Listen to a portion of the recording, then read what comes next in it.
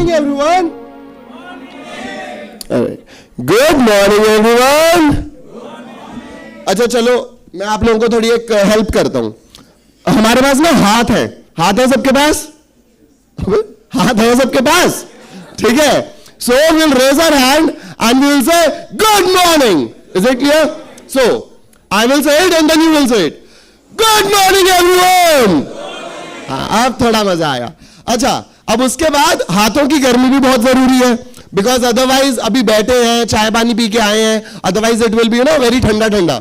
So we will have a clap, और clap ऐसी होनी चाहिए. देखिए हम इंडिया हैबिटेट सेंटर में बैठे हैं, यहां का हैबिटेट हिल जाना चाहिए, ठीक है.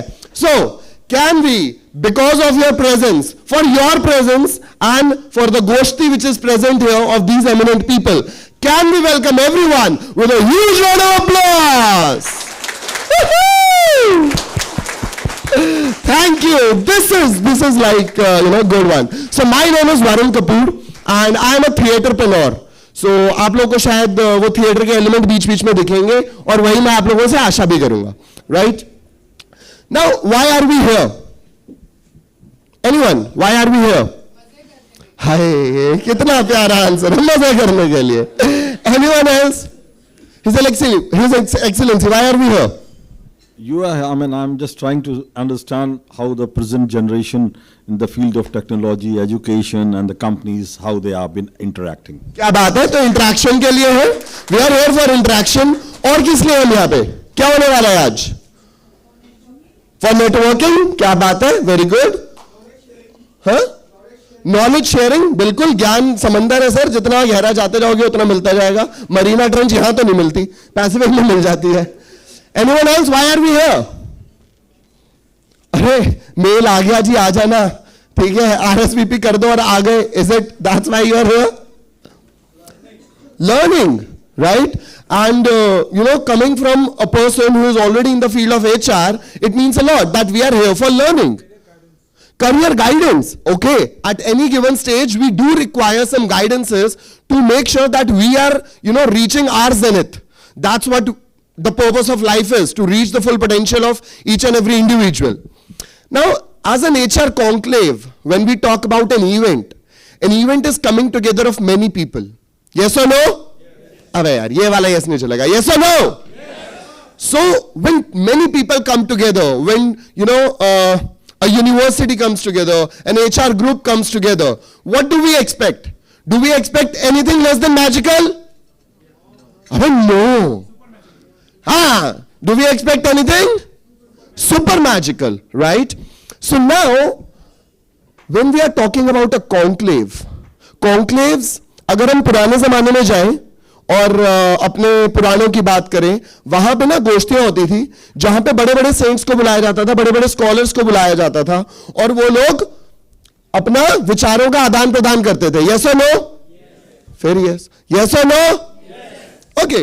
सो अब भाई सपोज हम हाइपोथेटिकल सिचुएशन लेते हैं कि एक जगह चाणक्य को बुलाया गया है, एक जगह वाल्मीकि को बुलाया गया है, और उसी प्रकार के कबीर को बुलाया गया है, गुरु नानक देव जी को बुलाया गया है, राइट? और वो सारे एक जगह बैठे हैं.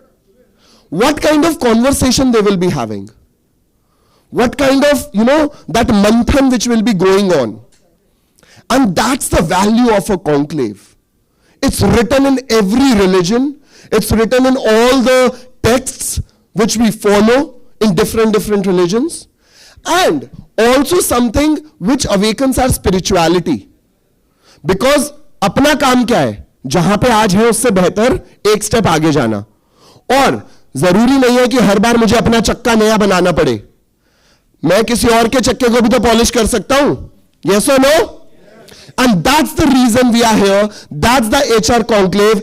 And to organize such a beautiful event and to have all of you together, can we put a huge round of applause for Maharishi University and HR Core IR? And in the same breath, when we talk about Maharishi University, ये found की गई एक scientific Saint के द्वारा, right? Scientific Saint कौन होता है? Anyone? Who is a scientific saint? Science plus spirituality. क्यों है ये इतना? क्या ये कोई डेडली कॉम्बिनेशन माना जा सकता है? Yes, why? Because spirituality is science. Okay. And in this modern day, when we have a lot more going on in the name of religion, someone coming up with a scientific temperament and combining spirituality with it, don't you think that was the need of the hour? Yes or no? Yes. And that's where, people like them define a century. They define a period. In every decade, you will find people like us, people like them, and we never know the people who are sitting here. Many of you will be defining the decades. Yes or no? Yes. Are you going to define this decade? Yes. अबे यार, ऐसे decade नहीं define होती, ठीक है? Are you going to define this decade? Yes.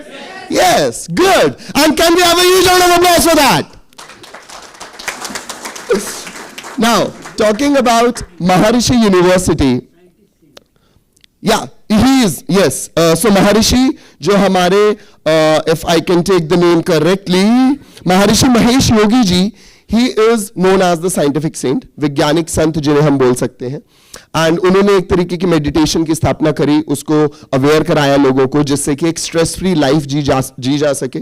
और हम आजकल के माहौल में तो बहुत स्ट्रेस में रहते हैं, राइट? तो इस टाइम के लिए तो वो चीज बहुत जरूरी है. And at the same time with a vision that you can am high and you shall am high, but at the same time be grounded to the earth, to the values which actually make you who you are. And having that vision and coming out of that and making sure that he puts all those visions into action, that is something which is very commendable. क्योंकि दिमाग तो हर किसी का चलता है, लेकिन action के आने के टाइम पे बहुत लोग पीछे हट जाते हैं. So for that amazing soul, can we have a huge round of applause once again, please? And now when I talk about HRs, तो HR के ऊपर ना मैंने एक लाइन लिखी है, अगर पसंद आए तो मेरे को अपनी तालियों की गड़गड़ाहट से बताना. नहीं पसंद आए तो मैडम जूते मारना अलाउड नहीं करूंगा मैं. Okay, so the line is, Delhi के दिल में मीनार तो बहुत है, दिल्ली के दिल में मीनार तो बहुत है, मगर कुतुब मीनार की बात ही कुछ और है. हर कंपनी में डिपार्टमेंट तो बहुत है, मगर HR डिपार्टमेंट की बात ही कुछ और है.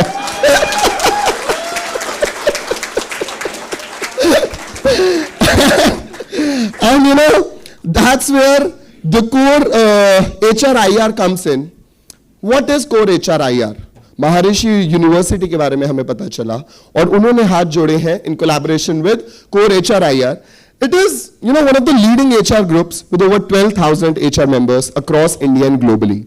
The vision of this group is to make it an internationally renowned group with a focus on futuristic HR strategies, advances, learnings, etc. And the major objective is to be a credible global HR network to understand, appreciate, and share current and future aspects of HR. They have augmented the group with some experts and stalwarts in HR functions, head HR, mid-level professionals from other metropolitan cities as well as international locations like Singapore, Dubai. And they are the preferred partners of HRCI, an internationally acclaimed HR certification body. And I would like to have, Mr. Veer for a huge round of applause for him, because he is the one who is leading the force with example. कोई भी event लोगों के बिना अधूरा होता है, और जब लोगों की बात करते हैं तो सबसे पहले आते हैं चीफ गेस्ट्स. अब चीफ गेस्ट को इतनी इंपॉर्टेंट क्यों दी गई है जी? एनीवन? चीफ गेस्ट को इतनी इंपॉर्टेंस क्यों दी गई है?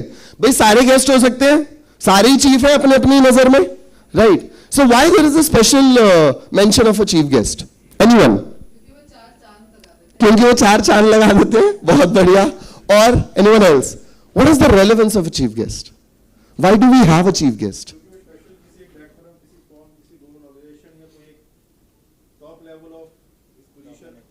Okay, so someone who has proved his credibility, his worth, his vision by consistent actions. And in this world, if there is one thing with all individuals across the globe, cherish the most is being in action. Otherwise, all the big companies, all the Fortune 500 companies which we see today, the brand which we call, the brand value which we call, it's all because the people who have consistently done actions, have been accountable to people and have proven their worth, that yes, we are something either as an individual or as an organization. And today we have some stalwart in our esteemed Goshti. So I would like to call upon stage and welcome His Highness Hanwar Halim, Ambassador to India of Hashemite Kingdom of Jordan. He is a career diplomat.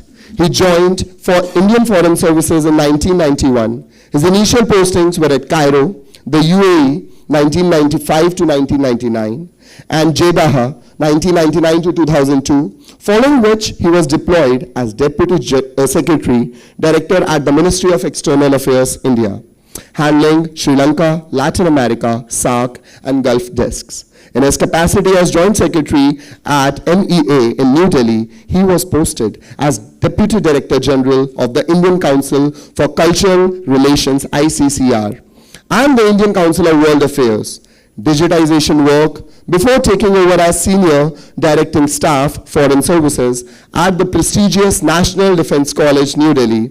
In April 2019, he was promoted as Additional Secretary to the Government of India and designated as the next Ambassador of India to the Hashemite Kingdom of Jordan. Can we have a huge round of applause for him? And sir, may I welcome you on stage?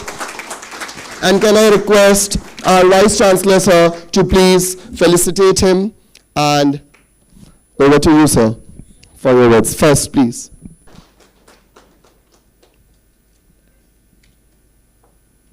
Thank you, sir.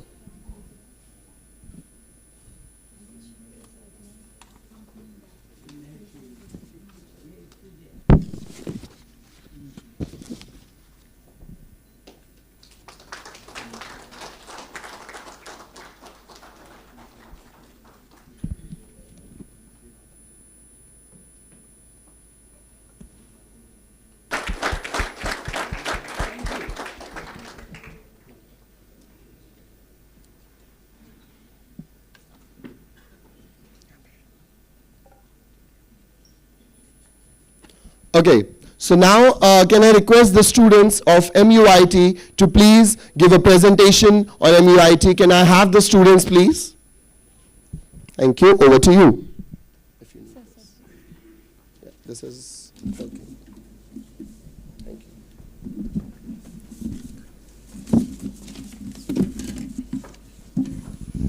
I quote, higher education should be for higher consciousness, unquote, as quoted by His Holiness Maharishi Mahesh Yogi Ji.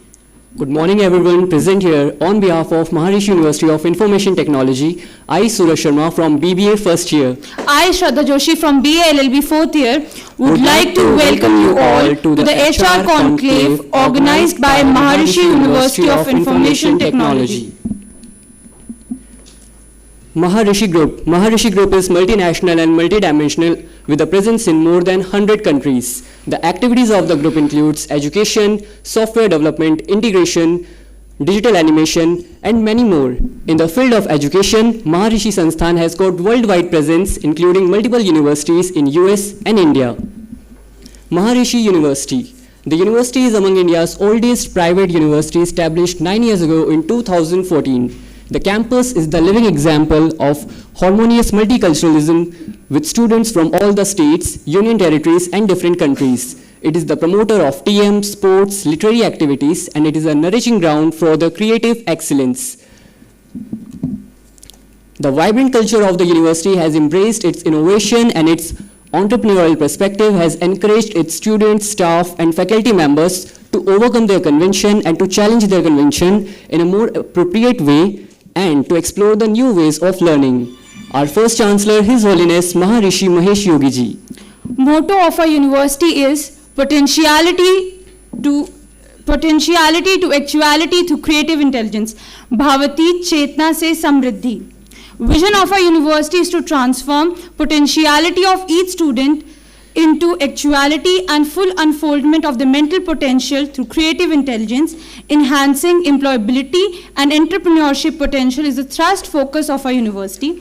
Further, moving on towards the holistic development of a university, transcendental meditation. TM in short stands for transcendental meditation. It is a simple and effective form of meditation, scientifically proven. It helps in managing stress, helps in decreasing anxiety, also helps in lowering blood pressure. Scientific research has also proven that with regular practice of TM, the IQ level of a student increases. It also enhances creativity, awareness, improves focus, energy, and memory power of the students. Maharishi University is few of the places in the world which offers TM as an extra subject for the students.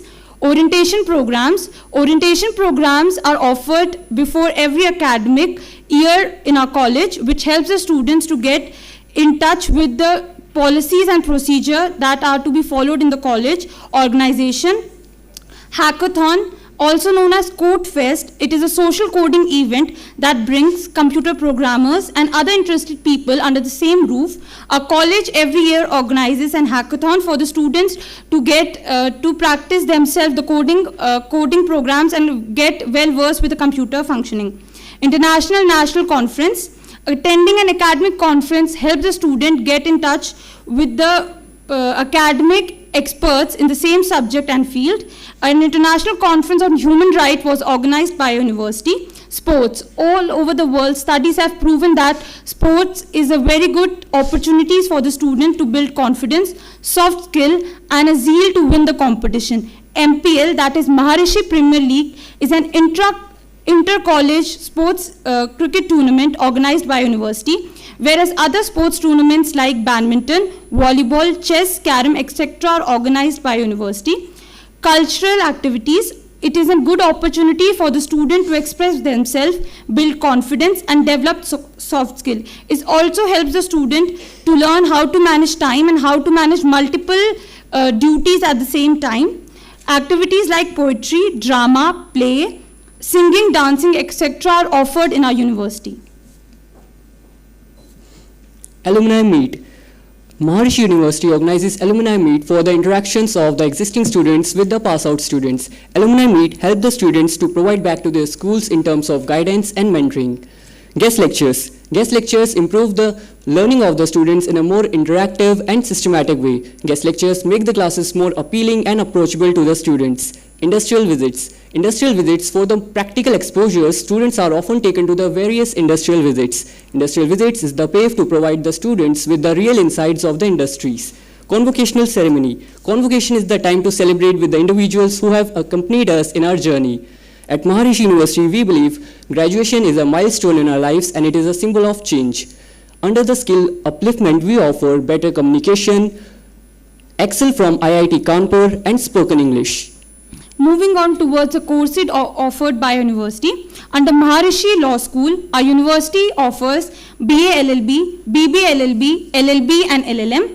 Under School of Engineering and Technology, our university offers BTech with CSE, ECE, Civil, Mechanical and Electrical, specialization in CSE with Data Science, CSE with Cybersecurity, CSE with Animation, MTech, BCA, MCA and Diploma in CS, EC, Electrical, Civil and Mechanical. Whereas our BTech in Computer Science and Engineering with Data Science of our university is a pioneer in Delhi NCR. It is a new age employment course. Other new age employment courses are BSc in Statics, MSc in Actuarial Science.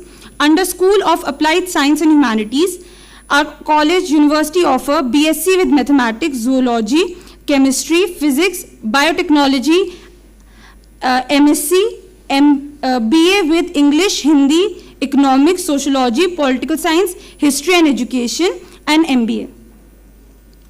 Under School of Media and Animation, we offer BA in Journalism and Mass Communication, MA in Journalism and Mass Communication, Diploma in Print and Electronic Media, New Media, Advertising and Public Relation, Bachelor of Animation, Masters of Animation, Diploma in Graphic Design, Game Design, AR, VR and 2D Classical Animation.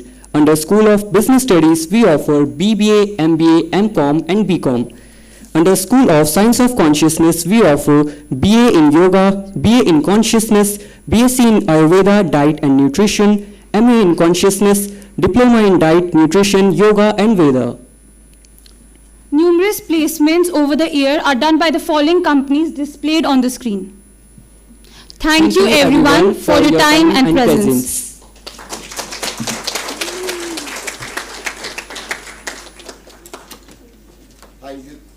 Thank you so much. Thank you so much, students, and it was a pretty insightful one. Thank you for that. And now I would, once a presentation is done and we get to know about an institute, it's not only about that institute we are getting to know. It's also about the values that are embedded in that, right? So this university has provided us with that beautiful embodiment of those values which we as HRs look forward to hire when we talk about our companies.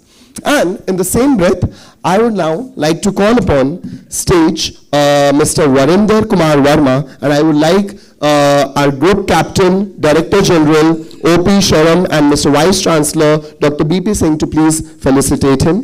He has more than 30 years of experience in human resource management with expertise in HR, OD, business excellence, IR functions, managing change and transformation. He have held various leadership roles in large manufacturing and process organizations and served as Vice President, HR and Admin with Suzuki Motorcycle India Private Limited on deputation from Maruti Suzuki India Limited. He specializes in HR, OD, employee relations, communication channels development, and promoting a performance-centric culture. Expert in assessing human behavior through different techniques like graphology, numerology, and facial diagnosis. I would like to call upon you on stage, sir, so that please, if you can say a few words.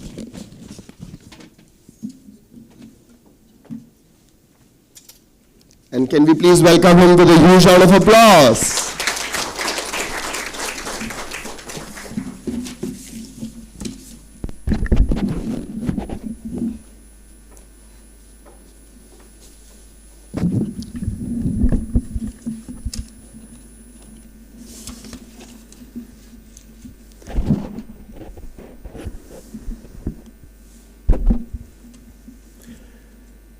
सुप्रभात, नमस्कार, सभी आए हुए अतिथियों को हार्दिक अभिनंदन, हार्दिक आभार।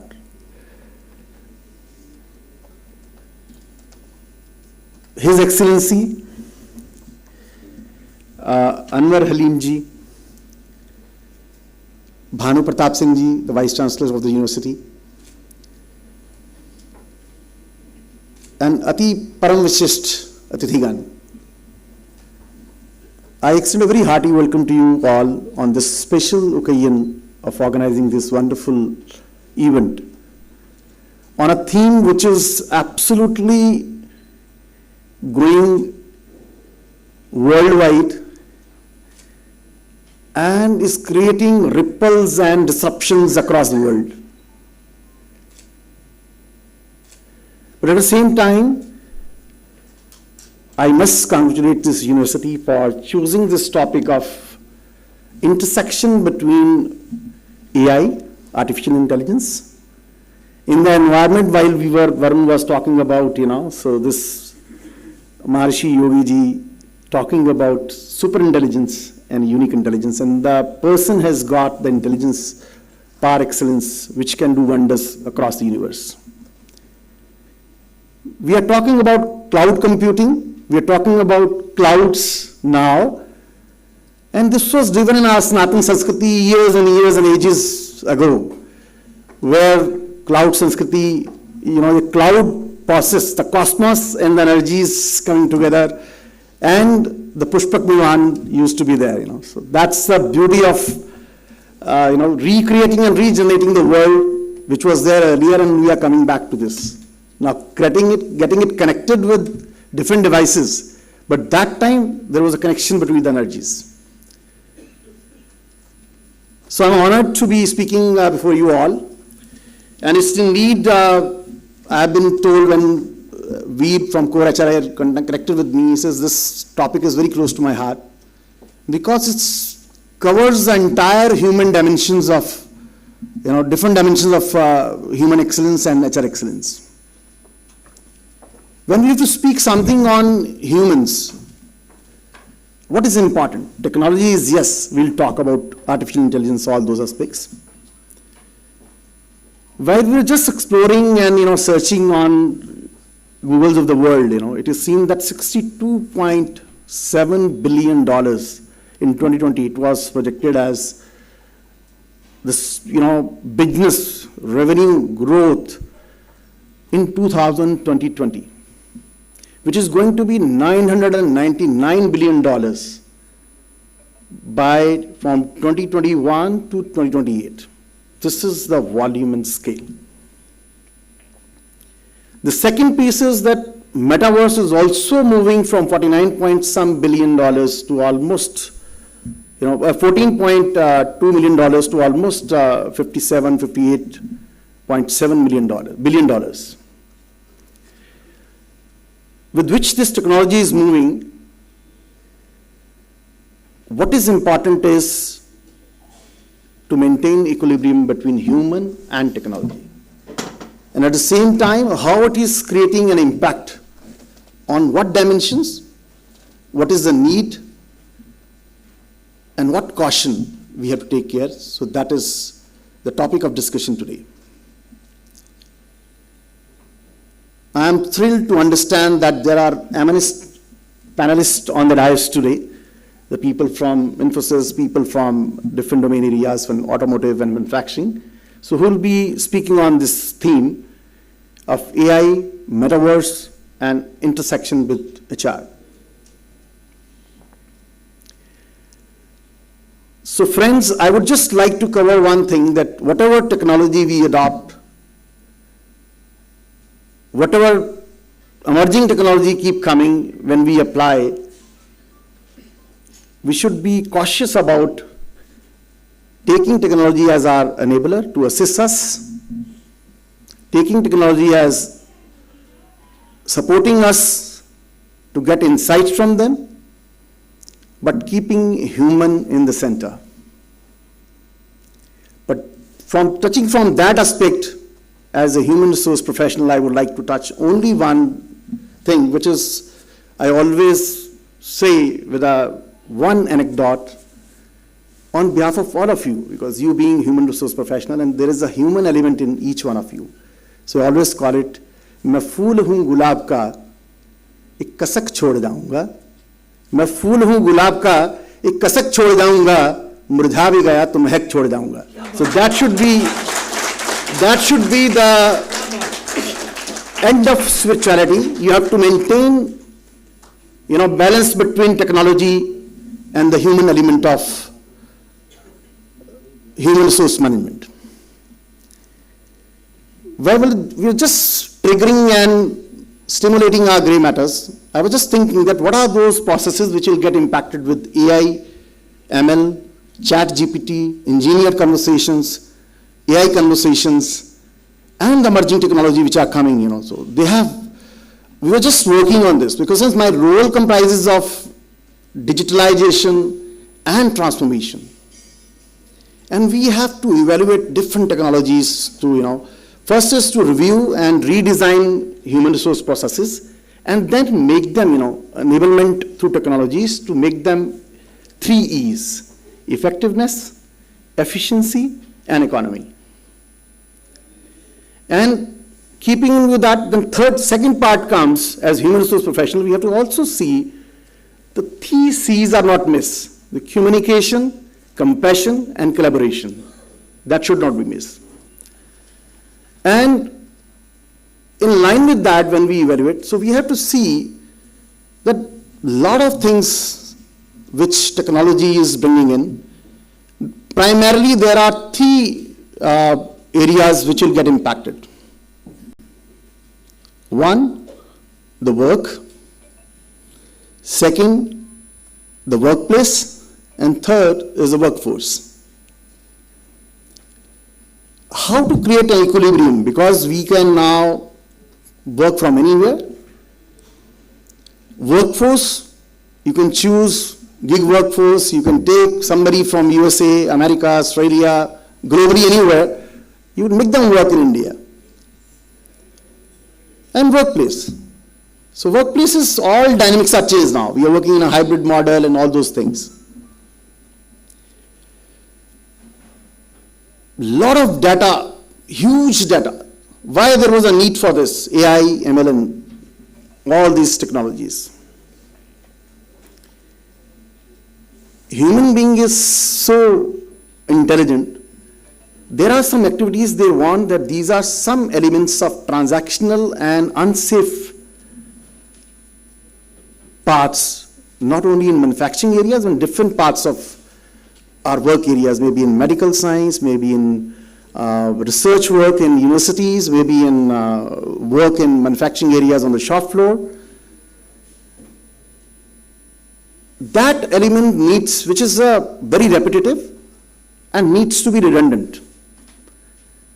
If that can be performed through automation, through technology, and insights can be brought to the human being, because superpower to इंसान के पास ही है.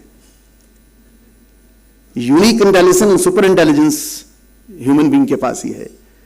So he should be getting those insights. So let's use technology for that purpose. And AI/ML is bringing in solutions to enhance value realization of all those HR processes, to make them with great speed and agility. Those processes being agile, then they are aligned with business, and that really impact your business in terms of productivity, in terms of cost, in terms of delivery. But at the same time, metaverse also is creating that immersive learning experience. So 3 processes which primarily, when we evaluate, are getting impacted with these technologies. First is talent attraction, what we recruit, starting from CV parsing, resume screening, to creating and then initial screening of the candidates through video analytics and whatnot. So social network capturing and passive resumes to active resumes, all those things are there in the recruitment process, which can be done by the technology. So we are using it. So different technology we are using. AI is being used invariably, RPA is being used invariably, and metaverse is also being now, use cases are found, and we are applying in conversations to convert passive resumes to active resumes. Second process, which is going to be having a great potential, solid potential to be getting impacted with metaverse and with augmented reality, virtual reality, and the mixed reality, is human resource development, people capability building, learning and development. With this technology, with immersive technology, augmented realities and virtual realities, there is a virtual space which is created, and you can generate n numbers of scenarios which can work, creating your avatar and bring in simulations to give you the insights that this works, this doesn't work, without affecting the human element, safety element of the humans. But at the same time, let me share with you the recruitment, talent attraction, talent management, and talent motivation, which is also covering the part of your interactions, communications, conversations.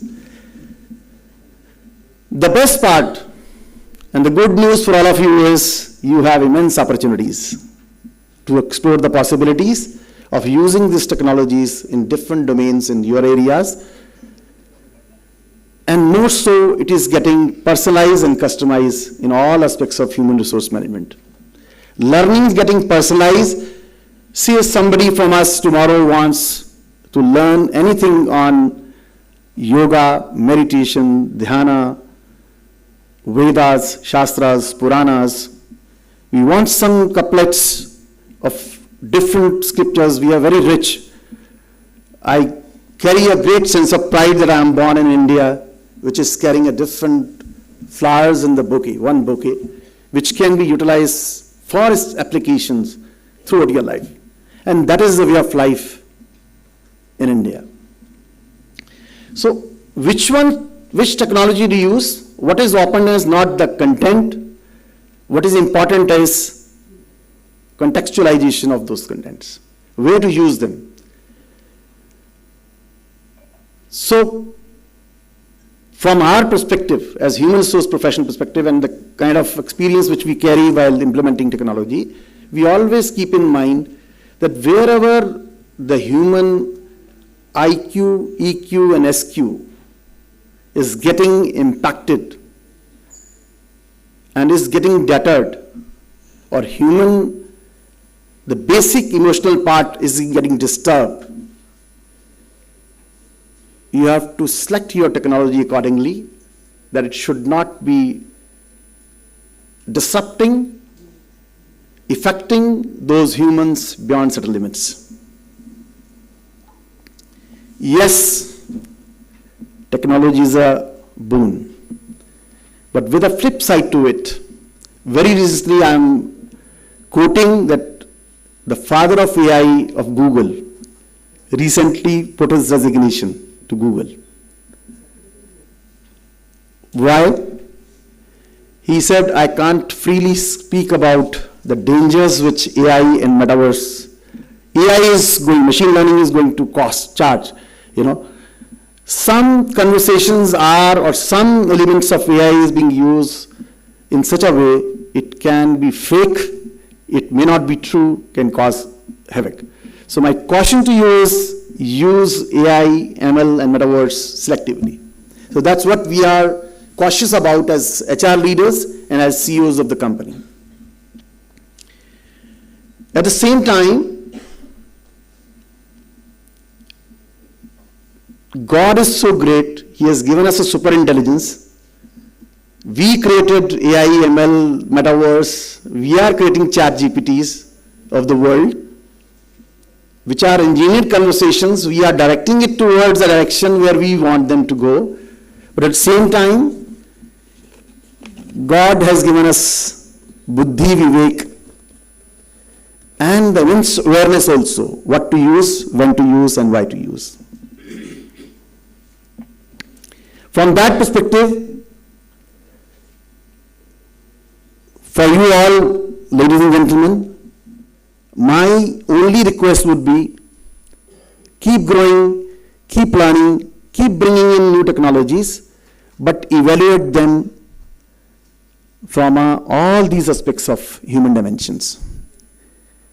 And use them contextualizing and also evaluating that up to what extent they will be enablers, they will assist us and give us insights for our decision making, for the leaders' decision making. And that decision making, of course, when we are going into the analytics, starting from descriptive to predictive to prescriptive analytics, what doctor prescribes us, RX, लीजिए. And doctor, when does some pathological tests, he also advises that I have done the test, seen the reports, but you correlate clinically. So that aspect we as human resource professionals have to do, that whatever technology brings into us, brings in two option scenarios. In prescriptive analytics, you can do this, you can do this. While you are taking action, keep the human element in mind in taking all your actions. Keep learning, keep evolving, and keep utilizing this human element. So this is how the artificial intelligence, machine learning, metaverse, chat GPT, we are using it. In my current company also we are developing, some element of chat GPT. That is at beta stage of invention. But we are using it for a conversational AI part of it, converting passive resumes from a whole lot of social network and bringing them into the active part. But selectively using it where we want to use it, not beyond certain limits. So that part, we have to be very cautious about it. we are in the learning phase, evolving phase. Globally also these technologies has done wonders, and lot of cross country disruptions have taken place. They are using a huge amount of data in billion, level. The data is being churned, reframed and used for all those trends which you are seeing daily on the Googles of the world. And this younger generations, I am very happy that they are born on a scenario where they don't have to go into the library and search for some references. All those references are available to them on the click of a button. So my humble request is use them to the extent where you want to use it for the insights, for creating and enhancing human potential, and also generating overall human experience for each one of you. And let's create not the value for money, let's not focus on the cost, delivery, speed and agility, but let's think and take our decisions to create not the value for money, but the value for many. So at the end, I will just say my humble word for all of you as students. When we were the students, the first thing my Guruji taught me that बच्चे जीवन में जाना, खूब कमाना, पर इतना मत कमाना कि तुम वापस ना आ सको. Or secondly, also spiritually you should be so aware that whatever you are doing, all your actions should be aligned towards the purposeful life, the purpose for which you are born in this world, why you have come in this world. Always remember that if any of your action is aligned with the purpose, keep doing it without any fear and hesitations. So that will one day will take you towards that purpose. तो last में एक anecdote के साथ मैं अपनी वाणी को विराम दूंगा. तालीम नहीं दी जाती जिन परिंदों को उड़ानों की, तालीम नहीं दी जाती जिन परिंदों को उड़ानों की, वो खुद तय करते हैं मंजिल आसमानों की. So let's be those. Thank you very much, and very humbled and honored for Maharishi University for calling me today to speak all of you and share my personal thoughts and the thoughts on behalf of my organization. Thank you.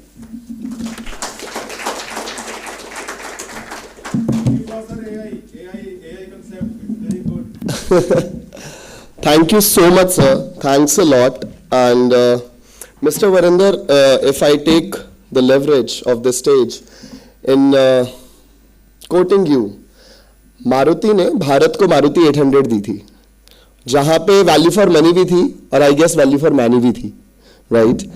And आज आपने जो बोला, अगर उसको संक्षेप में हम बोले कि अमृत भी अगर जरूरत से ज्यादा हो जाए तो विष बन जाता है. And that's what I guess you have, delivered, that anything which we are doing is for making sure that humans reach the zenith of their potential and not at the cost of humans.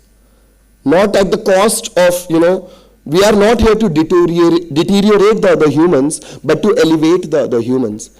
And as HR professionals, the best job in the world you guys are doing. Because many may be handling machines, the complex of the machines, Googles of the worlds, but you are the ones who are handling Googles of the world, which has been created by the God. You are handling the humans. So can we have a huge round of applause for you? Now moving forward to today's session, that intersection of AI, metaverse, and HR. By the way, whosoever chose this topic, an excellent topic. So can we have that just huge round of applause for this beautiful topic? Because trust me, we all have heard this saying कि जवाब तो होता है, लेकिन असली कीमत तो सवालों में होती है. जैसा सवाल पूछा जाता है, जवाब उसी हिसाब से निकलते हैं. और आज ये मेरा सौभाग्य है कि मैं स्टेज पे खड़े होके अलग अलग व्यक्तियों को यहाँ पे प्रस्तुति करने के लिए बुलाऊंगा. और rather than taking their names first and then describing them, मैं पहले उनकी डिस्क्रिप्शन दूंगा और उसके बाद उनको उनके नाम को बुलाऊंगा और थोड़ी सी लेवरेज लूंगा उनके डिस्क्रिप्शन को अपने हिसाब से कुछ बोलने की. तो पहली महिला जिनको मैं स्टेज पे बुलाना चाहूंगा एज अ पैनलिस्ट, उनका एक कोट है कि अगर आपका जुनून आपका प्रोफेशन बन जाए, आपका काम बन जाए, तो सक्सेस तो गारंटेड है boss. And she is the one who has always said that she is the student of life.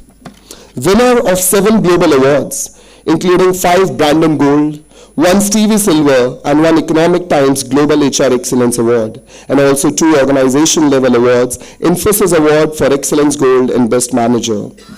The one who loves to learn new things. I would like to call on stage Ms. Shan Watts, Talent Acquisition Leader of Infosys. Can we have a huge round of applause for her?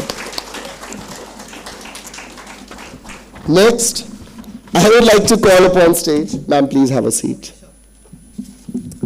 Next, I would like to call upon stage someone जिनके नाम के आगे doctor लग सकता है क्योंकि उन्होंने PhD कर रखी है.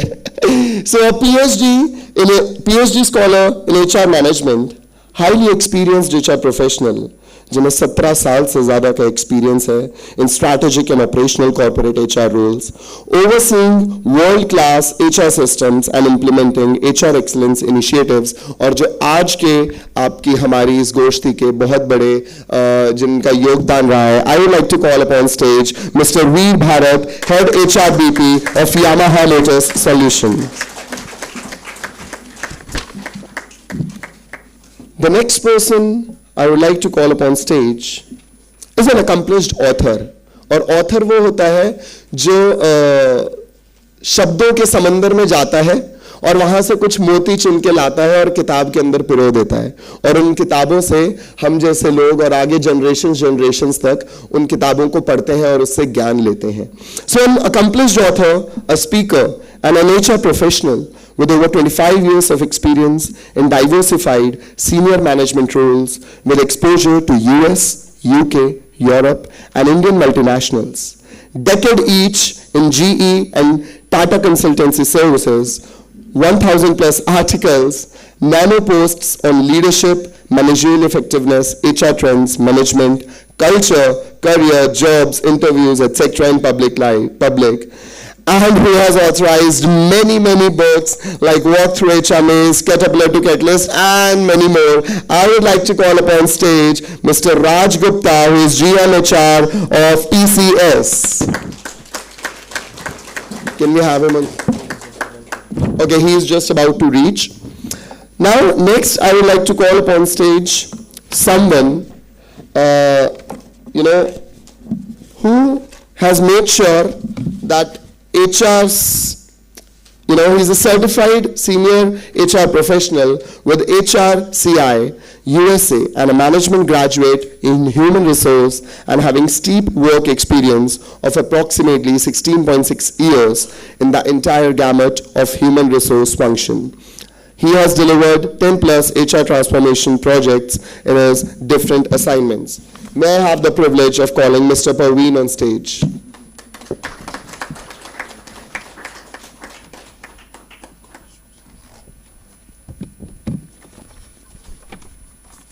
And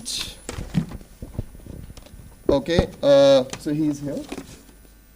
Okay, so now the next person I would like to call upon stage. He is a lifetime member at Computer Society of India, lifetime member at Indian Commerce Association, and lifetime member at CyberFrat, lifetime member at World Human Rights Protection Commission, and at HR Association of India, at International Association of Engineers, at Risk Management Association of India, industry expert and member of Corporate Advisory Board at HLM Group, member of Internal Quality Assurance Cell at Shishant University, of Academia Advisory Council at Jaipur School of Business, a highly accomplished IT service management leader with 2 decades of experience working with reputed organization. He is a certified lead auditor. He has obtained multiple certifications like ITIL, SIAM, Cyber, and IT Security, etc. May I have the privilege of calling upon stage Dr. Ashok Kumar Sangwan.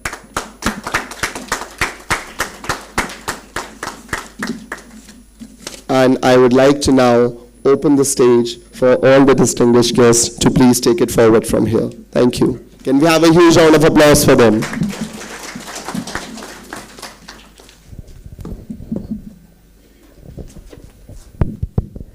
So, good morning, everybody. Good morning. Can I hear a louder good morning, please? So, जैसे हमारे host ने हमारा context set करा था, तो we want to keep it conversational. We want to have more of a वार्तालाप than a single-sided discussion. So, before I begin the panel discussion, it's a convergence of metaverse, AI, and HR. Let us understand the terminologies. Okay. Can anybody define, okay, first of all, before I really get into the discussion, how many HR professionals there? Can I see a raise of hands, please? Okay, more than 50% of the crowd, I would say. How many non-HR professionals here? Okay, great. So, I'm sure the HR, all of us are here for learning, yes?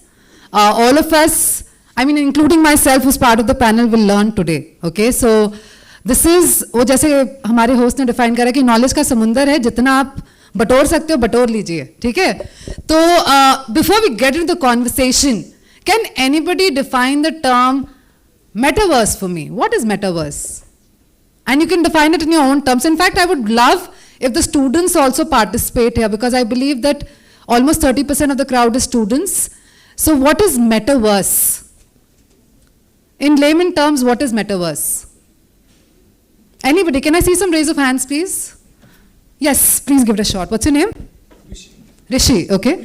Abhishek, okay. So, meta is beyond, that's what we use, and verse is obviously universe.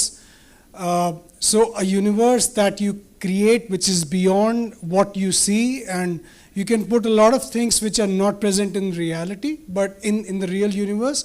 But yes, you can create one for yourself. So, that's meta. Anybody wants to give it a try? Yes.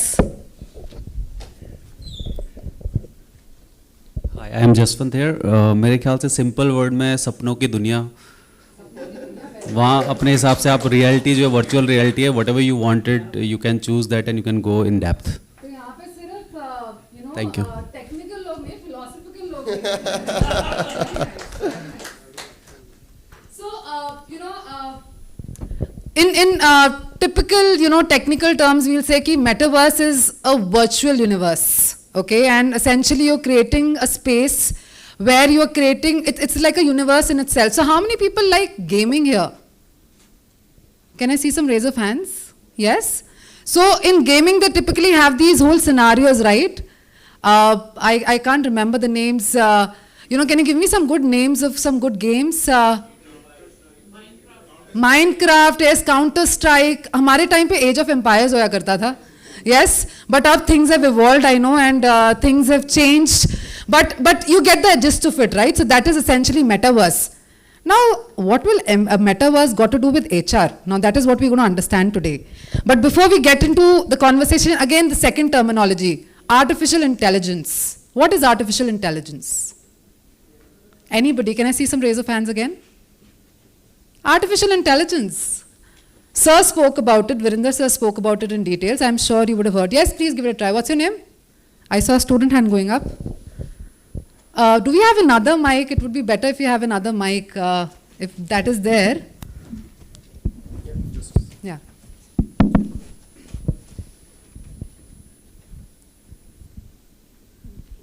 AI is artificial intelligence and generated by coders and animators, I guess. Generated? I'm generated and manipulated. Okay. Okay. Anybody else wants to give it a try? Good attempt, I would say. What's your name, you said? Dev. Dev. Good, Dev. Anybody else who wants to give it a try? Yes, sir. जो दिमाग की बत्ती जला दे. जो दिमाग की बत्ती जला दे. Very nice. Good. So AI basically, it's basically leveraging the data pool to make the work more easier. Easier. And AI के साथ एक बहुत important term use होता है machine learning. Machine learning. What is machine learning? As the name suggests, machine learn कर रही है and machine learn करके अपनी artificial intelligence develop कर रही है. That is the basic definition of AI in layman terms. So are we all on the same page? Terms clear है? HR की definition तो नहीं बतानी पड़ेगी, I think HR तो सबको पता होगा, yes? Yes or no? Is there anybody who does not know what HR is? Thank God. So my job is easy today. So now we'll get into the conversation style. I think Raj will take time to join. So I'll keep a couple of questions open and people can pitch in from the audience or from the panelists. The questions we had aligned for Raj and Anandi. We can open it for the panelists and the audience if anybody wants to contribute. So let me start the conversation now. All right. So my first question is for Dr. Ashok. So my question is, how do you think AI can be leveraged in the HR industry within the context of the metaverse? Thank you, Shan. Good morning, all. So we are talking today about the metaverse or the AI, how it is linked to HR. Okay, how you HR people are sitting, students are sitting here.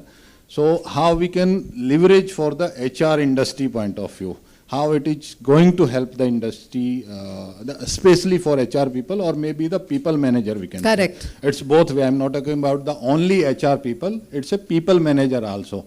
How we can talk about, I will give 2-3 examples here, like from onboarding to the exit, we can say the end-to-end process in terms of, or maybe retire point of view process, the people point of view. When you are onboarding, how we can, I'm not going beyond that one, but we can say the how we can automate the processes, a limit we can say, the minimum we can mitigate the repetitive task that we can start from automation point of view, Correct. the A point we can use. Correct.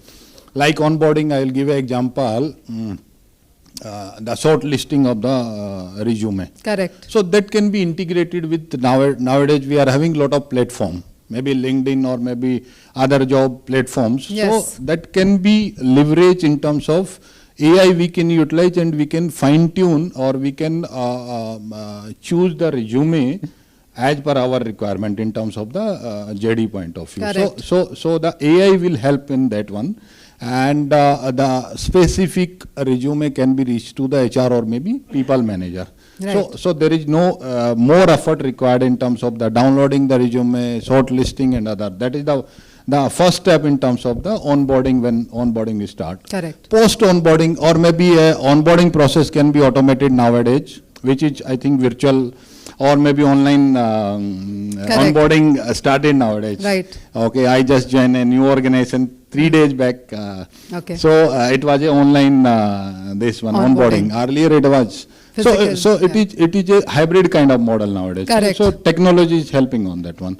Then we are talking about the induction point of view or maybe benefits point of view that can be automated and it's maximum automated in terms of you are having SharePoint, you are having a documentation, you can go through that one, but we can use further the metaverse point of view. Correct. The virtual point of view. Right. The gone through, like I can quote one example related to you want to update your bank details. Right. Okay, the candidates want to update their bank details or maybe they want to subscribe for NPS. So that can be done by chatbot. That is possible nowadays. Or virtual point of view. They can go through in a virtual environment and they can see that how it is happening actually. Correct. Or maybe induction point of view. That is one things. Another the core point which is related to people engagement. How we can go further in terms of the people engagement in terms of the performance management. Right. How you can utilize the technology over there. How you can see the skills and enhancement point of view. So the metaverse can be utilized for the PMS. That is most important nowadays. And you can enable for the candidates and they can go in a virtual world and you can take the input from that one. Correct. What is thought process going on with the employee. And then further the HR people and people manager can work out on their performance point of view. How they can maybe retraining is required, maybe a further people training point of required or maybe other kind of that I want to add here in terms of that. Correct. Correct. Yeah. Very good insights, Dr. Ashok. Anybody would like to add to what he said?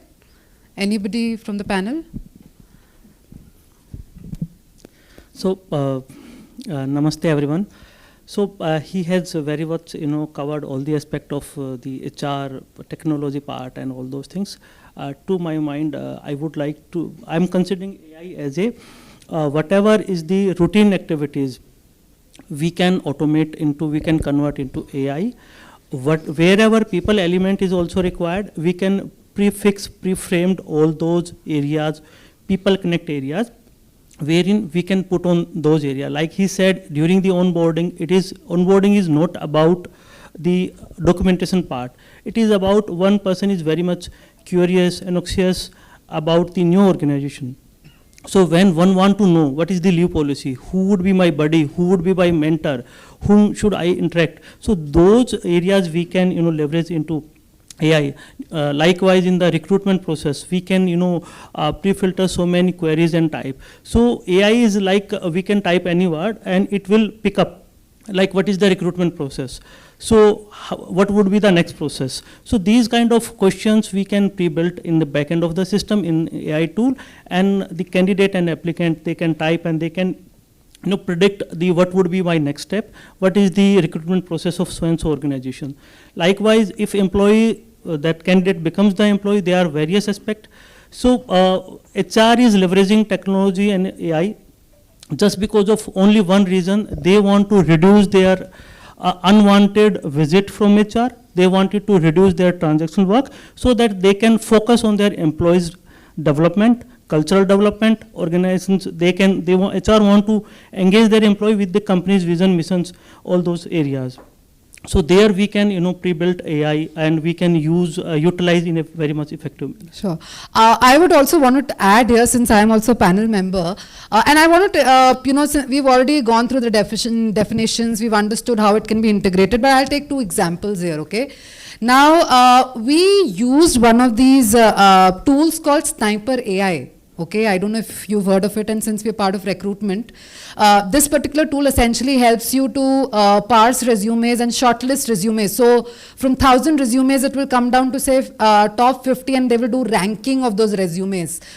But let me also, while these tools are good, but let me also tell you that they also have limitations. Okay, now I will want to show the other side of it.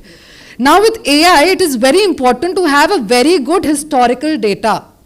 The efficiency and the effectiveness of the AI depends on historical data. And what we realized was that for typical technologies like Java and .NET, this particular tool worked well. But the moment you take the non-conventional technologies, which are not very easily available in market, the rankings and the pickup of resumes were not very accurate. Okay, so while these tools and AI things work well, but they also have their limitation. Now, this is an AI example I've taken. The second example I would want to take is of the metaverse. Okay, now metaverse has especially become relevant after COVID, especially because most of us are working, during COVID especially, we were all working from home. And today, things have become hybrid. So, a lot of onboarding, like Sir mentioned, happens online.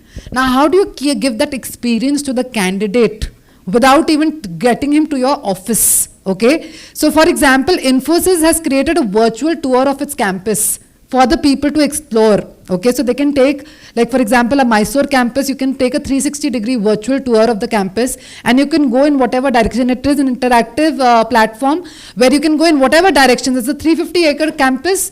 You can virtually take a tour of it, and it's a 3D kind of a thing. So you can integrate it with VR and AR to kind of give you a more holistic and a more deeper experience. Okay, so some of the examples where we've been able to use AI and metaverse to our advantage. So similarly, other organizations also, other HR practices also, you are using these technologies to make the experience more immersive, and you're leveraging them to make yourself more efficient.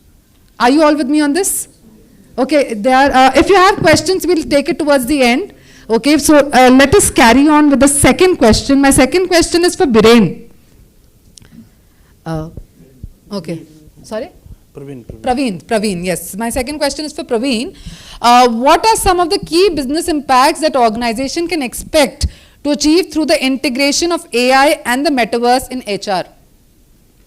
So basic my fundamental principle and advices to everyone is like we should not meal before the plate.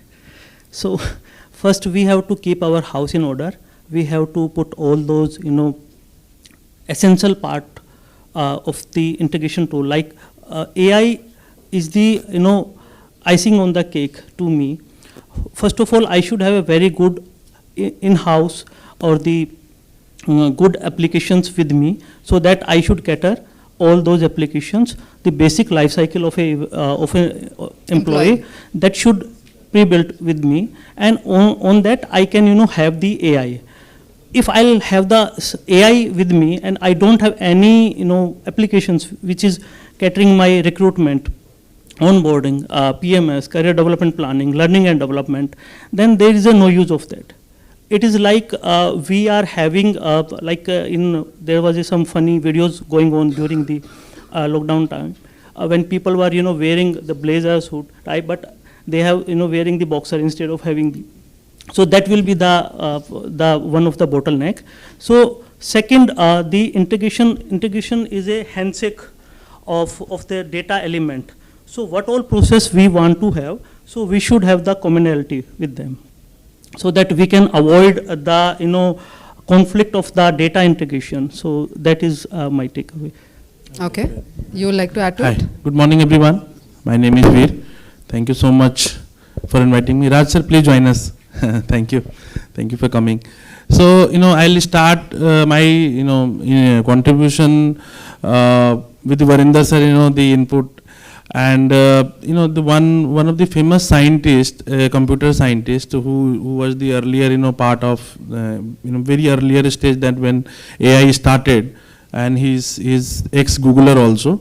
So he mentioned that by 2029, the AI will reach to the human level, intelligence, and maybe I think 2045 he's saying that it will be manifold above the human intelligence. So we should, what is my understanding about the AI is that we should take it as a enhancer.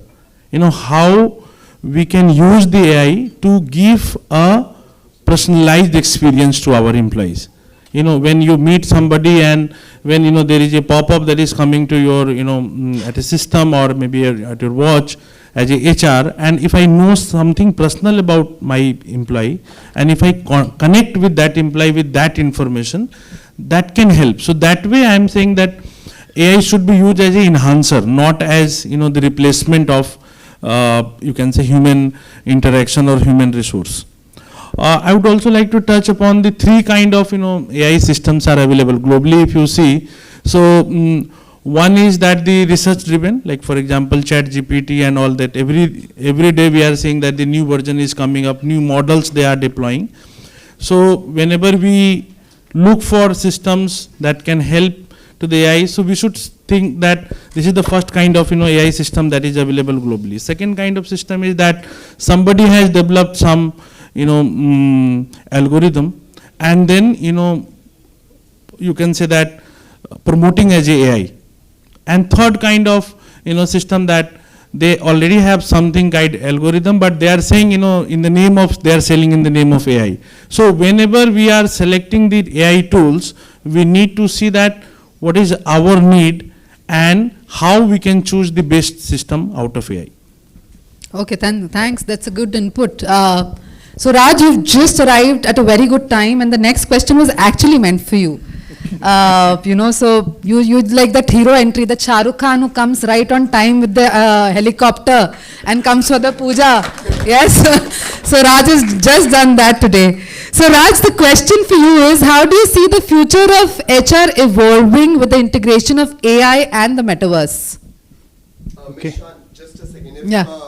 Rajesh can hold on for a second, Mr. Rajesh. I would also like to call upon stage Mr. Rajesh Tripathi, who is the Chief Executive Officer of Kenbox Think Humane. And there is one seat empty, so we thought why not have an eminent personality who is sitting amongst us to have us. Thank you so much. Please continue. No, it's not that privileged situation. You have to navigate through Mahipalpur traffic now. So it takes time. Can't help you. Navigate through that. I think when I look at it largely through the SMAC perspective, which is social mobility cloud analytics, even pre-pandemic, this was something which started taking roots. Some of the organizations was running faster on this, and some were, in terms of tenterhook, thinking that whether they should adopt this or not. But after COVID, this is not a choice. Digitalization is no longer a choice. Now, how do we navigate through this? When you look at it, adaptability of AI in current context is very fast. Correct. Look at Netflix. It took roughly 3.5 years to reach 1 million subscribers. Twitter took 2 years. Facebook took roughly 8 to 10 months. Instagram took what? Roughly 2.5 months. And ChatGPT, you were just talking about it, just 5 days. So, and if you see the kids around, those generation people who were born after 2000, it's the habit, it's the way of life. There's nothing great about it. Having said that, in terms of HR, of course, there are talks about metaverse. You can have your onboarding process, you can have your recruitment fairs, you can have all of that about, AI and all that. But at some point in time in the history, I think it way back in 2014-15, I was discussing about this. I was heading the L&D for a organization, and we were talking about augmented reality in addition to the gamification, etc., and how do we integrate it to have that experiential learning. Correct. Now I see the pace and adoption within the larger HR fraternity or larger organizations. Maybe bluest of the blue chip are making little more progress when I look at, largely at Europe and US. But from an Indian organization's perspective, I think there is a long way to go. Right. Thank you. Thank you so much for your inputs, Raj. My next question is for Rajesh. Our wild card entry today. And very interesting it is. Rajesh, your question is, what are some of the ethical considerations that the organization need to take into account when leveraging AI and the metaverse in HR? I think Virendra sir really touched upon that. So if you can build a little bit more on that front. Thank you, Shan, and thank you, Core HR IR group for putting me here. Surprisingly, let me give first my background, and perhaps when I start talking, little rebellious in nature, and people feel a little offended when I say something. So first, my apologies. For around 23 or 24 years, I've been in HR. I was heading one large conglomerate in India, a group CHRO, and then fortunately moved into a business role. And then I was made CEO of one of the Dalmia Group company. So that was my last company prior to joining one HR tech company as CEO. So when I joined this organization, and of course I'll come to your question, Shah. When I look back these 30 years of mine, I feel two things which is really putting HR at the back seat. You feel proud that you are at the back seat and driving something, but I say no, you should not be proud, because you are not really sitting on the back seat. You're sitting somewhere else and nobody is really looking at you. So primarily, we look at the last 10, 15 years when HR tech organizations start coming in the market and giving solutions to organizations. I say my language is a pure mechanical automation of HR processes. It's good that we are somewhere living aside of repetitive jobs, getting into something else. Is still to define this is else, is still to define what actually we are doing beside not this repetitive job. But my concerns are, and when I joined this organization, and of course I'm trying to do that this year, the company which I'm representing today is called Canbox Technologies with the product name Prajo HR, and we got 6 patents so far. I think the first company globally to have this sort of patents in our name. The two challenges which I see in HR, not in per se HR, but in organizations is a lot of predictive analysis orientation is happening. And it's good. I'm not saying it's not good. It's really good. It's one of the challenges which we all facing in organizations. And I hope you all understand what is prediction, right? So prediction basically when the two people or more than two people take some certain judgments about a person, how you reduce the variations between these or among these people. That is called predictions. So do predictions and how you minimize that. But when I look at the HR professional, business professional, I see the biggest challenge which is noise, biases. Whenever you take any decision in HR for people,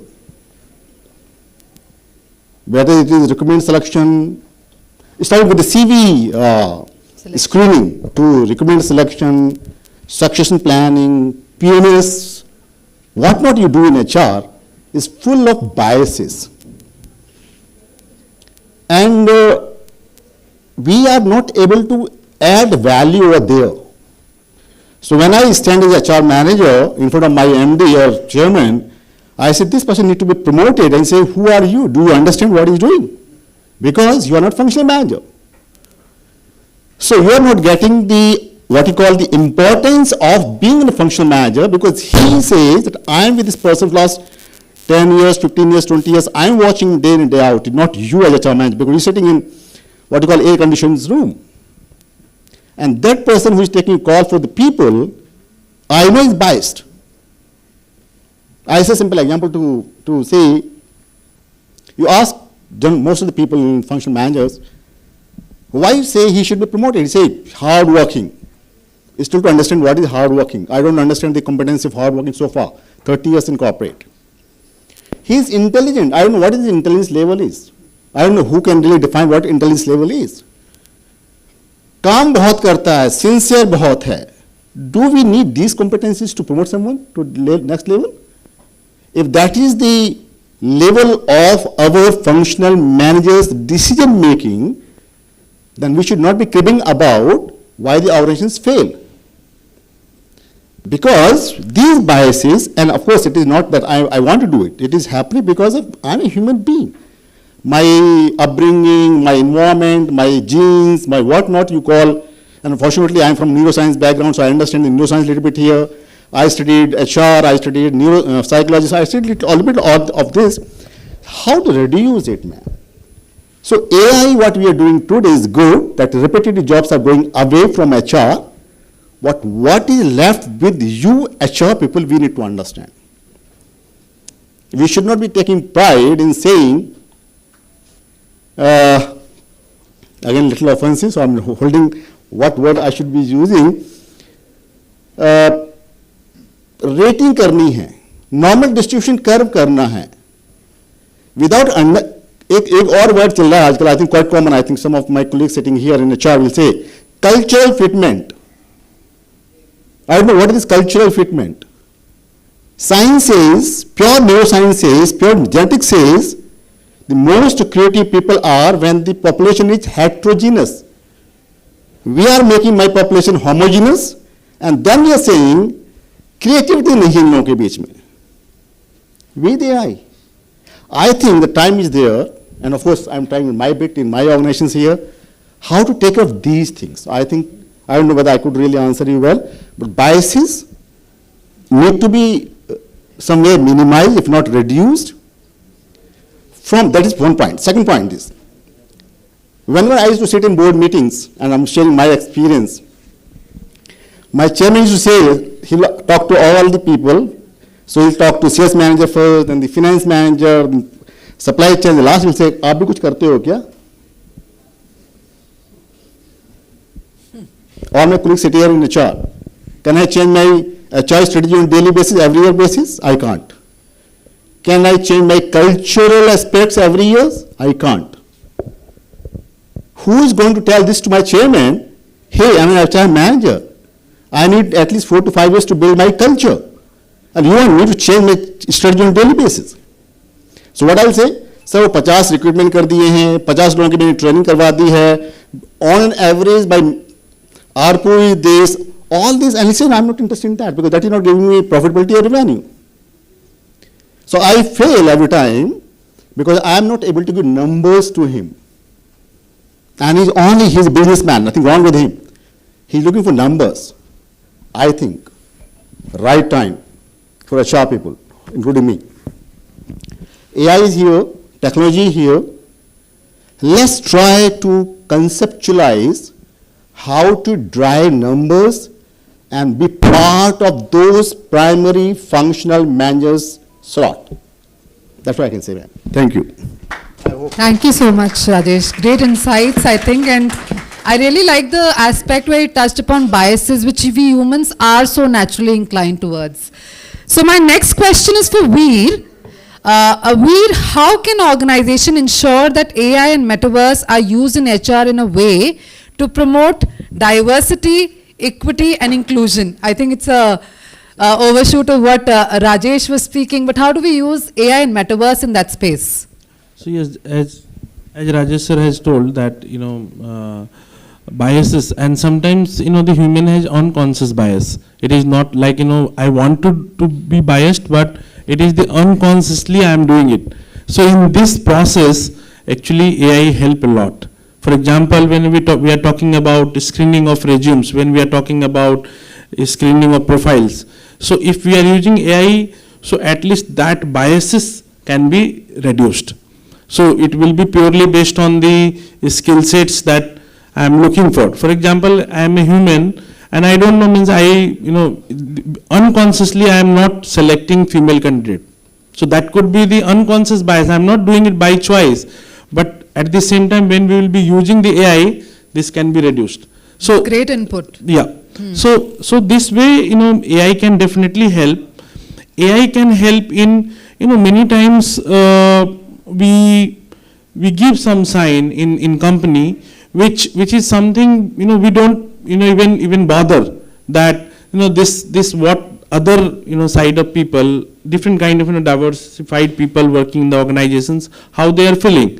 But when we have, something in place of AI where, they are interacting, so that biases can be reduced.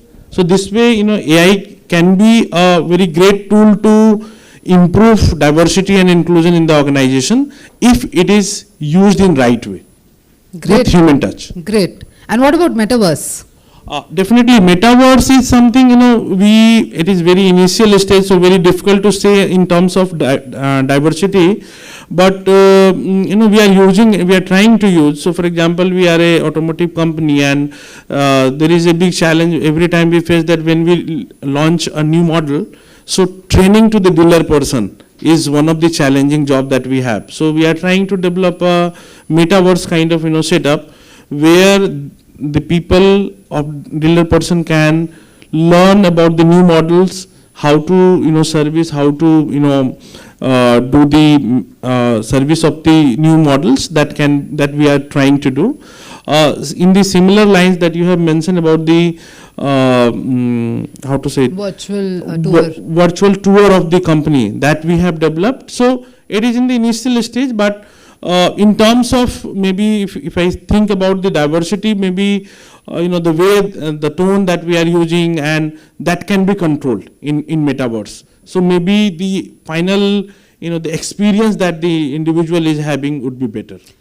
I'll just add some insights here. I think great inputs by both Rajesh and Veer on how AI can be used to reduce biases and can become a more level playing field for people, especially in terms of recruitment. In terms of metaverse, how about customizing the experience?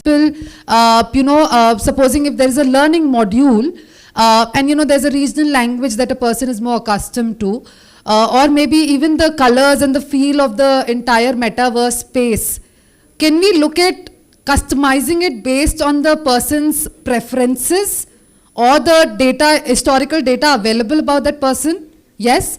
So just food for thought for people to think about. Now that we've asked a question to each of our panelists, here's a wildcard question, and this was not part of the script. Let us address the elephant in the room.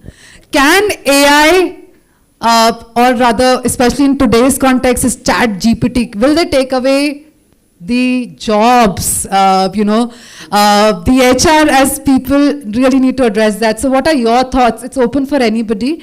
So if anybody would want to present their views on that.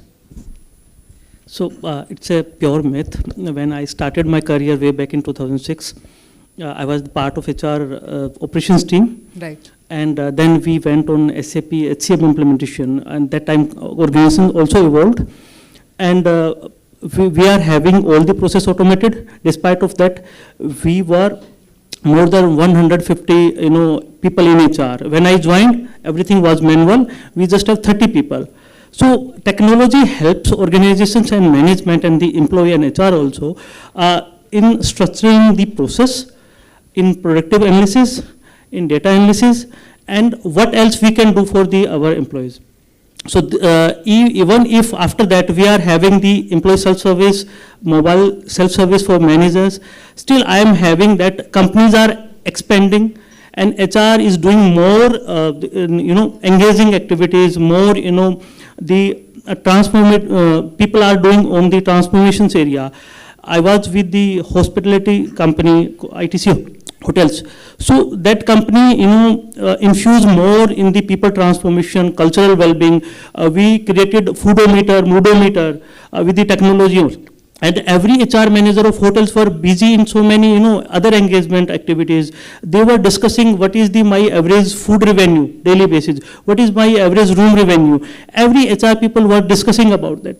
And basis of that, HR started, comparing what is Taj offering, how my housekeeping employees is highly paid, then they have categorized what are the reason of high paid. So we have the more services.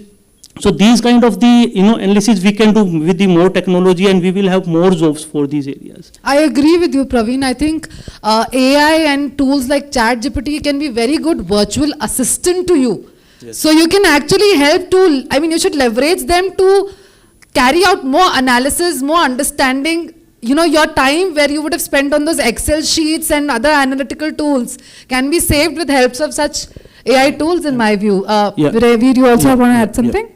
So it is not something that it is a myth, but definitely, the way that, many HR professionals that they have evolved and they are, limiting themselves to the operational level, they have to change their mindset, because many of the operational things is going to automated. But at the same time, as everybody is saying that with help of this artificial intelligence, you are using that to evolve, or you can say elevate the experience of your people or not. So for that, different skill sets is required, not the operational skill sets is required. So definitely we all have to learn new things, so that the operational part is being taken care by this artificial intelligence. The human part, or you can say, that Rajesh sir has talked about, that the business growth mindset. Can we think and can we contribute in that side? Because my operational job is being taken care by my artificial intelligence things. So and for that, I think many of us has to re-skill ourselves. That is the mind. Reskill or upskill ourselves. I would also like to add that terminology here. Let me add. Just coming to you. I think. Second. I want to just add one thing, that it's a myth in terms of we are hearing that one from many years, maybe two decades, that robot will come, technology will come, and job will be. God. But I'll want to add that one, the requirement of the people will increase definitely when we are going with the technology. But we need the people with the analytical mindset and the technology enabled people actually. That is the requirement in the further to manage the operations, or maybe HR functions we can say. Yeah. Right. Yes, Raj. I'll just share the context, and I can talk from a IT industry perspective. So roughly 5 million people work in IT industry. Right. And with all standards and public data, roughly 20% attrition, if not 25, across the setups. Absolutely. So even if you look at 20% attrition, 1 million jobs are there. That is just replacements. We are not talking about fresh growth. So there is no doubt. At some point in time, roughly a decade back, I was told that I may be asked to hire a robot instead of a human being, and still nobody has asked me to hire a robot. Of course, web chats and all those things are happening, but I don't think this is going to happen in immediate future, wherein we will have robots only. Of course, they will coexist and they will support. So that will continue. Okay, lovely. Great insights, Raj. I say this way, that human beings are born with certain inabilities. And one to quote, we cannot analyze more than 4 variables at a time. And we take decisions. So AI, for that matter, is going to help you in terms of taking better decisions, because data sheet will be in front of you. And if I take it a little more neuroscience point of view, you have 100 billion neurons in your brain. And every single neuron has 10 to 15 tentacles. So this is the size of the brain of human beings. And me being part of now HR technology company, working on conceptual R&D and whatnot, you need to feed data to drive AI. Machine learning, yes, to a certain extent, whatever we see today is creating its own patterns and trying to give you what you feel like good. But again, sitting with software engineers, talking to them, understanding all these so-called AI experts today, I feel there is huge limitations which today's technology is going to really replace human beings, not possible. That's what I can say, that yes, in our lives at least, we are going to be here.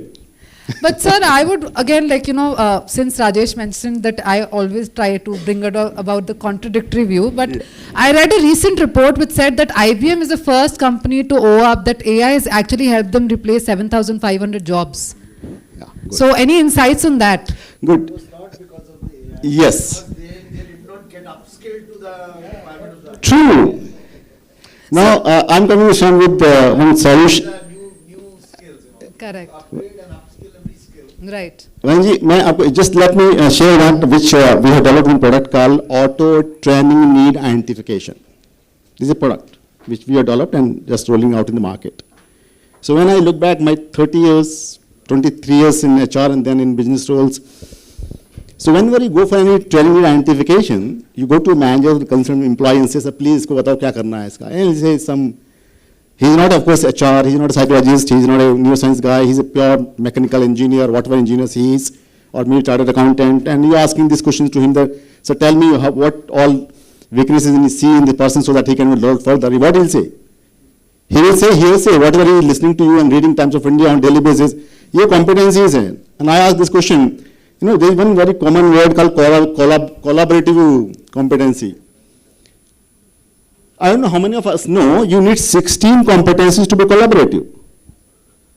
So when somebody says, no, he's not collaborative, I say, what are you talking about?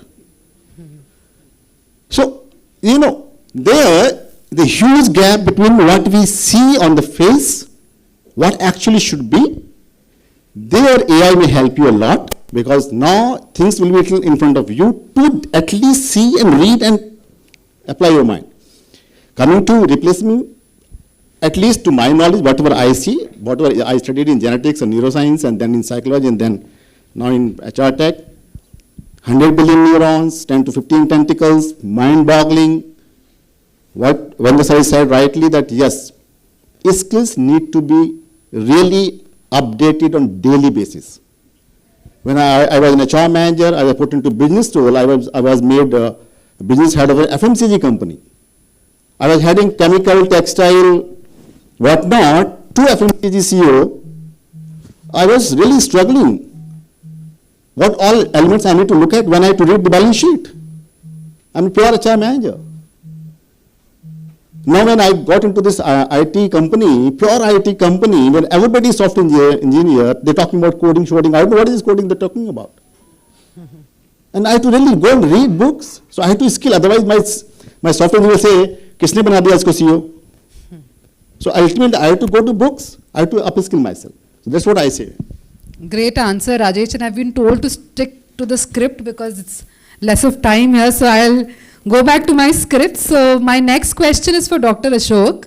What role do you see AI and the metaverse playing in the recruitment and talent acquisition process in the future? So I'll touch about 3 points here. One is purely related to which Raj was talking about, the attrition, okay, which is purely with the talent acquisition point of view. So attrition, if you will talk about the technology organization, IT itself, it is more than 20, maybe 20, 23, 22, it is going around that one. So there is a challenge for the HR people, the talent acquisition people, or people managers also, okay.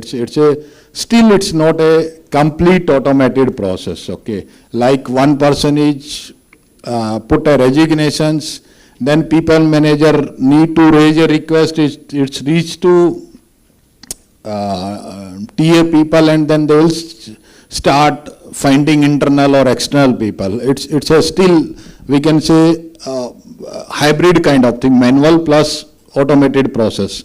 Right. So if I'll connect the AI in terms of how we can utilize the AI in terms of to complete that end-to-end process in terms of to analyze the attrition ratio in terms of the skills. What skills last 3 quarter, 4 quarter, in a 1 year, 20% it is there, but what skills we required actually on the ground.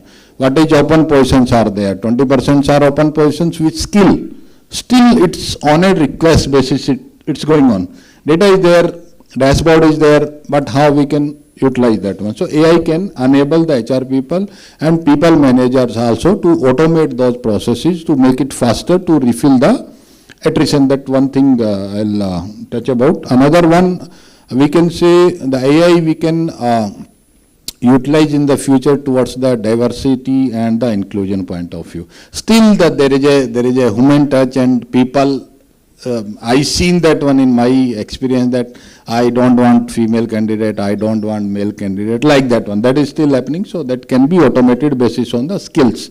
So AI can help on that one by the skills, experience or other parameter, whatever we are having, to recruit a person that can be utilized, or maybe internal person. Third point, which is purely related to Rajesh, touch about that one, the curve or maybe a quota point of view. The quota is very, curve is gone on paper nowadays in all organizations, that has been phased out. But still we are having a quota systems, maybe a country level, maybe a region level, maybe a team level, maybe at geographical level. So quota is another thing. So AI can help on that one. We can utilize AI in terms of to put some specific parameters, measurable parameters for on the skills, or maybe the technology they adopted, or maybe other parameter we can say. Basis on that one, the promotion cycle can go on, or maybe we can say the quota and curve we can fully phase out in the near future, we can say that I want. Okay, good insights. Yeah. Praveen, my next question is for you. How can organization use AI and metaverse to provide better learning and development opportunities for employees? Yeah. So the HR is become of the 3 acronyms I used to use everywhere. I can correlate. One is the TDR, that is the task, duties and responsibilities, and another one is the person potential, that is the KSA, knowledge, skills and ability. So when we hired a person, we are doing the assessment, interview assessment on the same parameter. When we onboarded and we are reviewing that person into 30, 60 and 90 days, we are assessing on the same parameter. And likewise, the probation assessment and the annual assessment. Even we are taking some performance disciplinary event, performance improvement plan on the same basis. So in all these areas, we have the need of the training. When I joined, I'll just break one news. Veer is my teacher and Varinder sir is my mentor, and I have worked with him in Suzuki. So I have learned these things from them only. I'm just repeating, and I have inherited in my day-to-day life. So when I joined Suzuki, I've been asked unlearn everything, because that is purely Japanese company and working with its big brother Maruti Suzuki. You have to learn everything, so that I have the space to learn Suzuki's policy, process and the ethos. So the onboarding is the one platform where AI can help the learning and development of the new employee. During the early infant, the tenure is the probation period. What all trainings that person is required, the organism, the core competency related. Then we have the assessment. So when we are doing the assessment, the annual assessment or the performance assessment, it drives three kind of people. One is the high potentials, which need the career development. So there, one person is performing very well at this stage. Now we are elevating him or her. So what are the learning needs? So there we can leverage through AI only. We can have so many assessment tool and pre-built AI question answers. And individual can put his thought that I need training so and so areas. Manager can also put the remarks that I have assessed this person and this person needs these areas the training. So there are various areas. Likewise the succession planning. And these persons are getting retired and these are the possible successors. And we can compare in the talent chart, like these are the education, these are the skills, these are the performance, these are the previous organization experience. Now these are the gaps. So we can identify these gaps through the AI and we can use in a very scientific manner, as we mentioned, in the researchful manner. And these are the some of the areas. Interesting. My next question is for Raj. What are some of the challenges that organization may face when integrating AI and the metaverse into HR? And how can these challenges be overcome? If you look at metaverse and if you have my avatar there and I do something wrong in metaverse as a avatar, who do you blame, me or my avatar? And against whom you take that ethical action, if it is an ethical issue or any other issue. So I think this is going to be a huge challenge. People are just scratching the surface when it comes to metaverse and all that. And there are some smaller setups who are experimenting. But when you look at organizations of multi-billion dollars, they are also at an experimentative stage as far as metaverse and people-related processes and programs are concerned.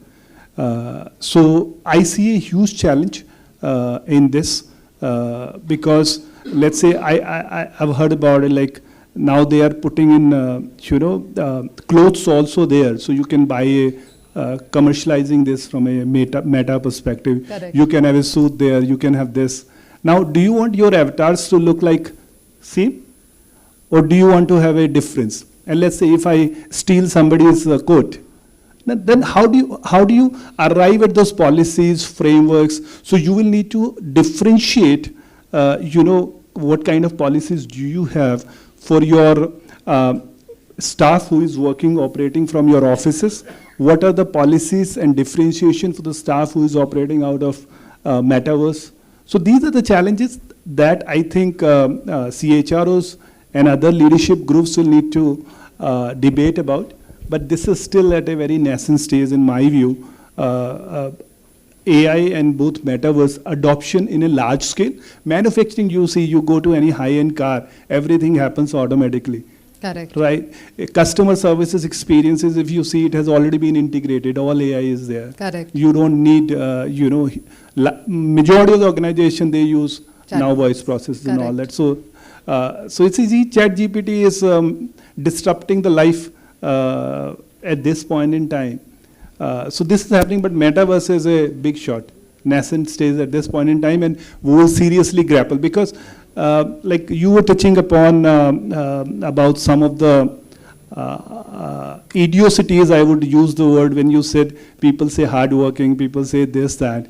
But I haven't come across in my career of more than 2.5 decades. I've worked with a European company, I've worked with a UK company, I've worked with an American company, and now for the last more than a decade part of Indian MNC. So I don't come across people unless we are at a setup wherein people are running, how do I put it nicely, that 21st century organizations with 20th century mindset. So kids have also evolved. Decades back, there was a problem when HR people had less of understanding about finance. But now we tell people business acumen, like when I started working, first thing I was taught, if you want to become a leader, number one focus should be business acumen. And what is business acumen? Your ability to anticipate global trends. Know the language of business, that is finance, P&L understanding, commercial savviness, pricing ability, and then you go to change management ability. You use, any quality initiative and principles, but stakeholder management is key. Then you look at your domain. So number one, business, then change management ability, and third is domain, and middle is your ethics. Right. So I think there is a huge shift. For the last 1 decade, people are getting seats in the boardroom also. Some of the people have made us proud. I'm not taking their name, but at a world level, they have made their marks. So this has changed. This used to happen roughly 15, 20 years back, but massive change, which I see in my context, because maybe I have worked with, organizations which are at least, few $1 billion plus. So those are some of my thoughts. Great insights, Raj. I really liked your inputs there. So over to the next one is for Rajesh. Rajesh, my question is, what are some of the potential risks associated with the use of AI and the metaverse in HR, and how can these risks be mitigated?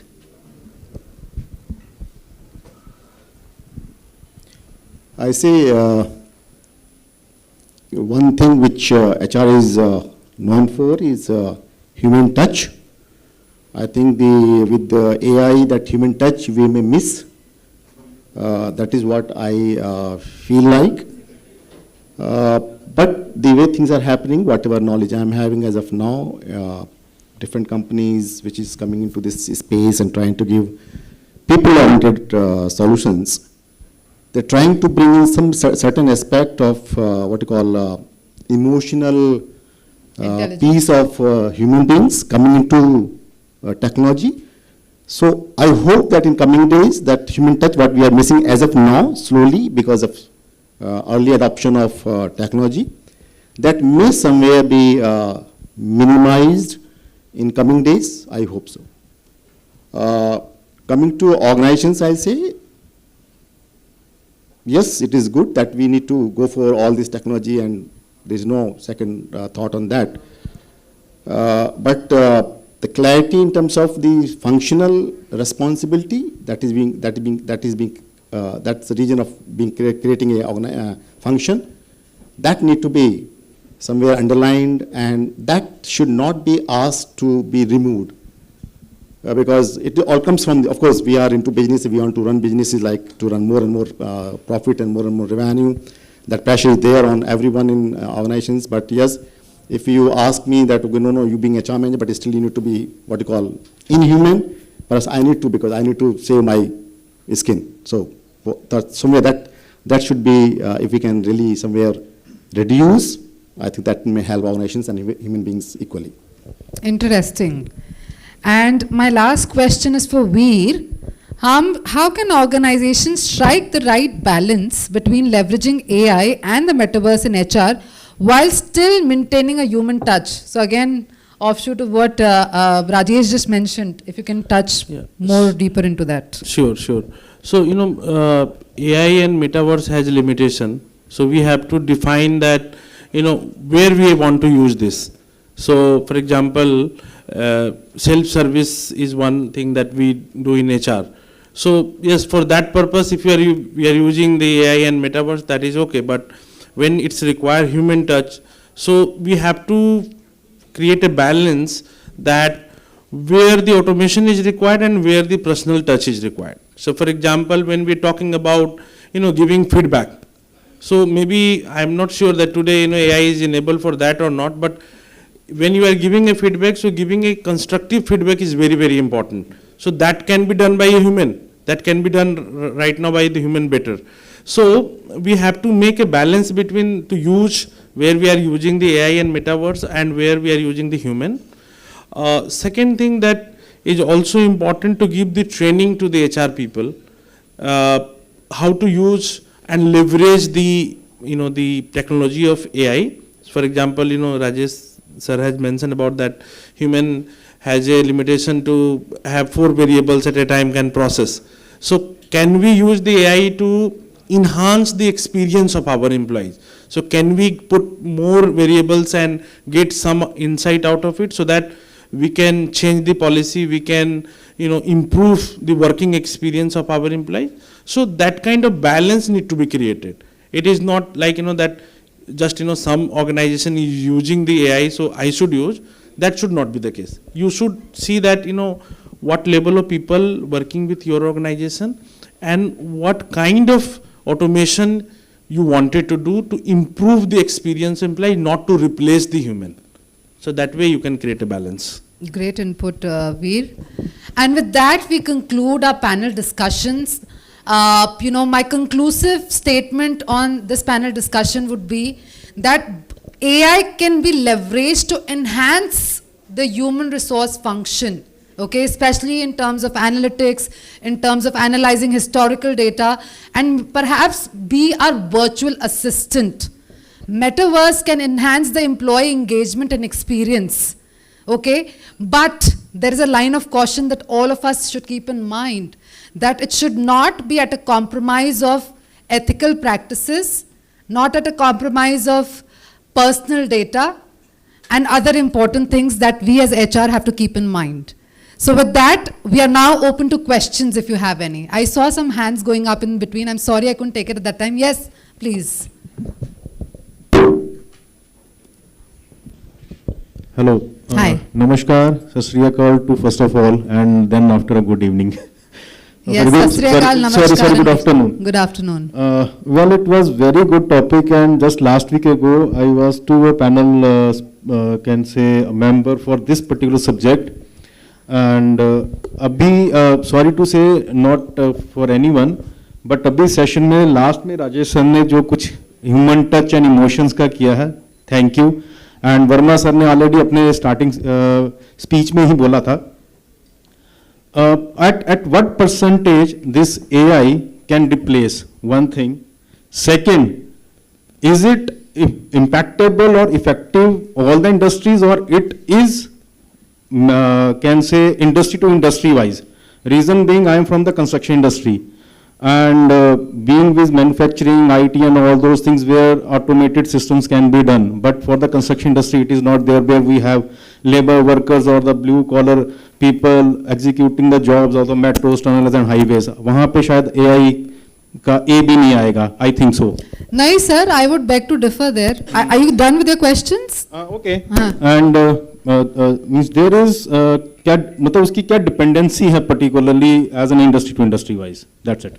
Okay, I think a great question, and I think it will also open our minds to a lot of other things. And before I pass on the mic to somebody, I really wanted to speak on this question because he touched upon, how AI or a metaverse could be used in a place which is, in a sector which is like construction, which people typically will not, relate to IT or AI and metaverse.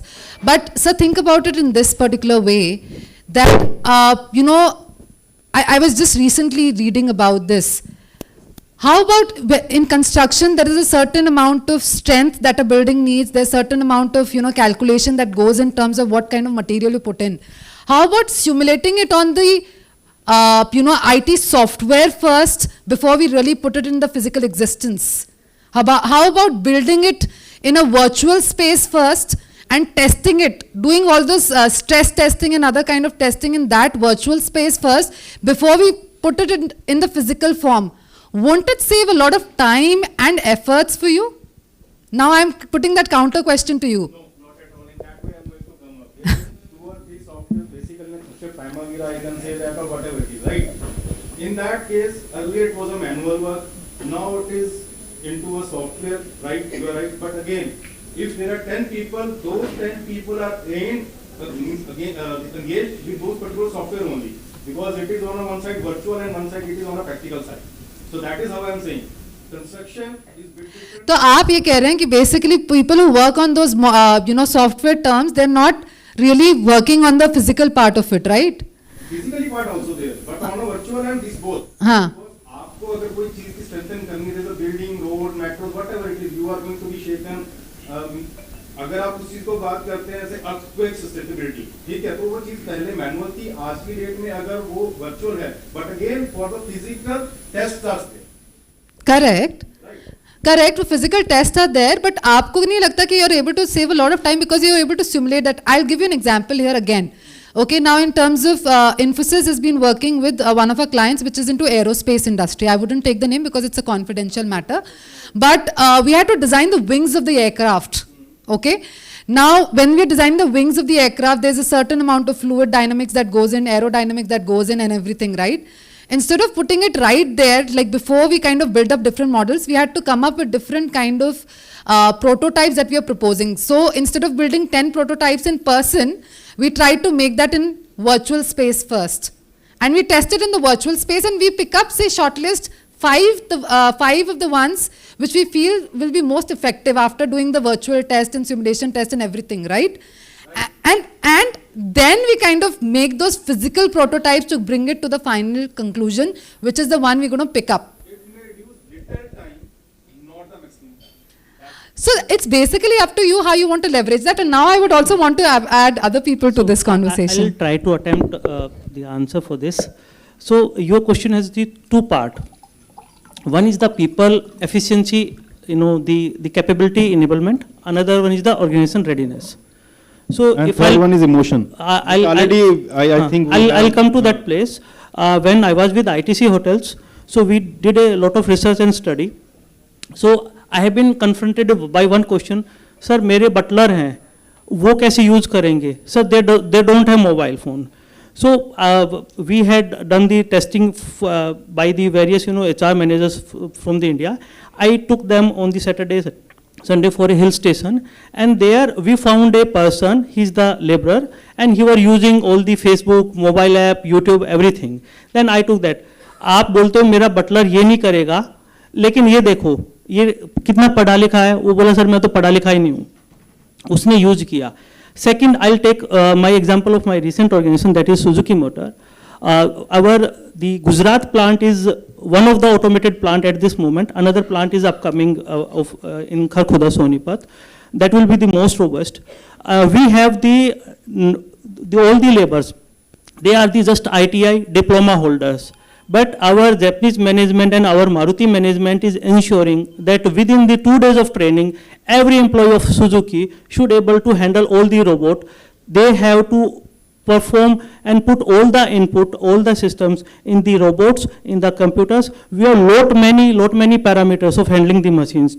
So one part is how you are going to enable your employees to adopt the technology. Another one, how your organization is willingness to enforce the technology. And I should not share the more statistics. Gujarat plant में हमारी every 50 second में we are releasing one car. तो हमने अपने आप को ऐसा back track कर रखा प्रोसेस को, इस तरीके से डिजाइन मैथमेटिकल अरेंजमेंट में कर रखा so that we can automize and digitize. And I will tell you one another example. हम यूनिफॉर्म अभी मैनुअली अलॉट करते हैं. तो when we took the feedback after the training, तो सब लोगों ने मेरे को यही बोला कि सर मेरी यूनिफॉर्म ऑटोमेशन कैसे होगा, मेरा ट्रांसपोर्ट का भी ऑटोमेशन होना चाहिए. तो these ITI people, even we have the student training program, they are just 12th pass, they are asking, and they are from the very rural area, from like UP, Bihar, Jharkhand, Odisha, these areas. These people are asking for the automation, these people are asking for the digitization of the process. So one, you have to took the feedback in which area you can improve. Second, as an organization, you have to part yourself in two parts. One, how I can enforce the technology, how I can enhance the capability of my employee. Another one, how I can utilize the technology. Anybody else wants to add to that? I want to add on that, on the construction point of view, the simulation you were talking about, that it will, the technology will help in terms of the accuracy, in terms of the quality, in terms of the quantity, in terms of the time saving. So that will help definitely. So Srikal. So there is two parts to it, if I could understand you correctly. One is the human people's part, and second is your, I'll say, intangible part.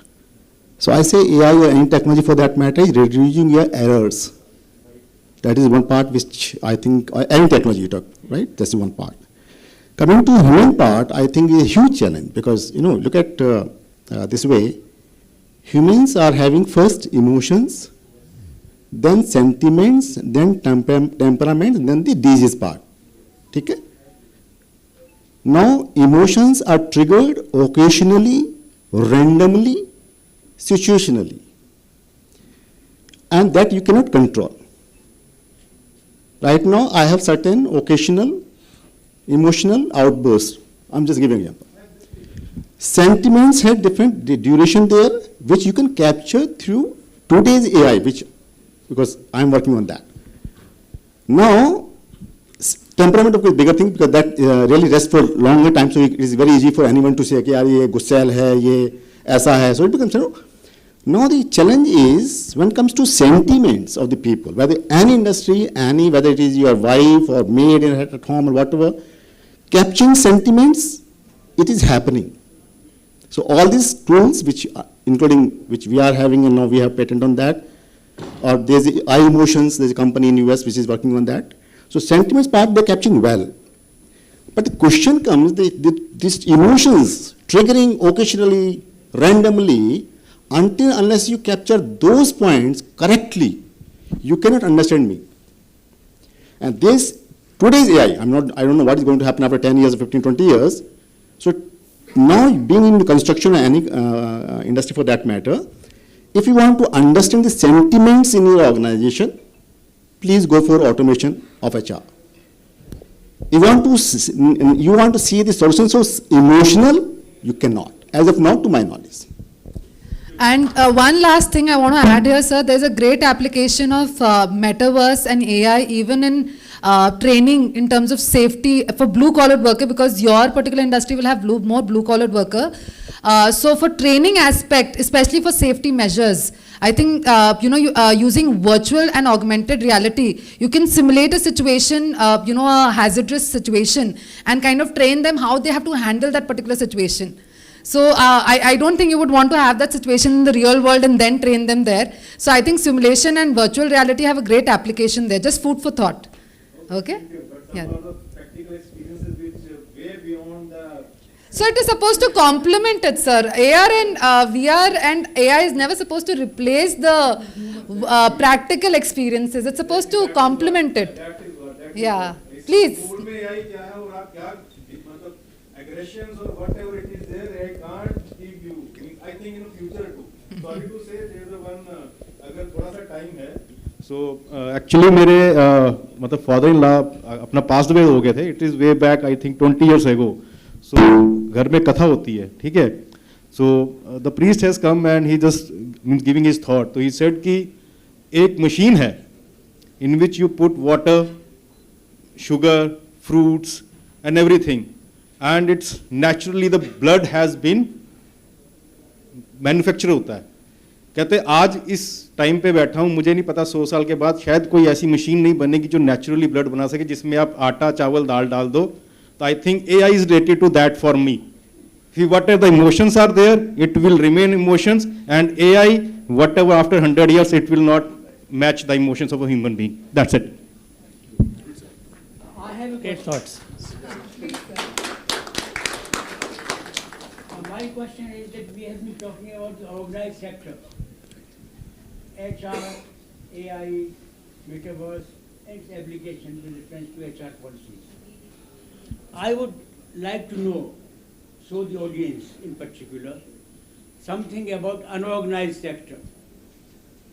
As HR people, eminent people are there, what would your recommendation be for policy formulation with regard to unorganized sector with reference to AI, metaverse, and HR policies? All yours. So, sir, if you heard the term gig workers, and nowadays what is happening with the help of, you can say, technology, I'm not sure about AI is definitely playing role in it. Anyone, means we are talking about unorganized sector, which means that the people, those who are not employed at a regular, firm or enterprise. So if you see all this Swiggy, Zomato and all those things that is coming up, these people are actually, using the help of the technology only, they are getting the jobs and they are, able to survive. If you talk about the policy point of view, definitely there are a lot of things to do. For example, their social security, their health, safety. Nobody is responsible nowadays in today's time, and it is the subject which is not in India, but it is being discussed in US and other places also, that how to deal with this problem. Ethics and other situations are also there. So definitely, sir, technology is helping, enabling, but it is now limited to metro cities. How we can take up to the other cities and use of the technology to get these people into the main, you can say that the line of economy, that can be done through the technology. I'm really sorry, but I've been told that this is a hard stop now. So we'll have to conclude the panel discussion here. Any other questions you have, you can take it offline with us. But thank you so much for being so patient with us and listening to us. And I hope this has proved to be knowledge enhancer, if nothing else. I have learned a lot today through the conversations we had. And thank you so much for being a patient audience. A huge round of applause for everybody who participated here as well as there. Thank you so much. Thank you so much all the panelists, and trust me, that's the beauty of conversations कि जब बातें शुरू होती है तो खत्म होने का नाम ही नहीं लेती और हमारा मन करता रहता है that और सवाल जवाब होते रहे और एक दूसरे से बातें करते रहे, because everyone wants to learn, right? Everyone wants to have a deep dive into it. And before going further, I would like our Honorable Vice Chancellor, Dr. B.P. Singh, to please come and felicitate all the panelists, please.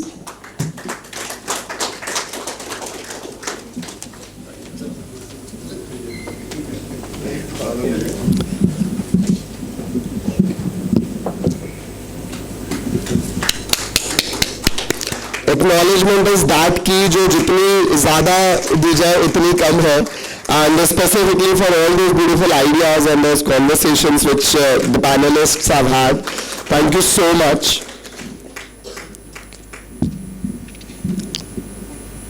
Please, Veer sir.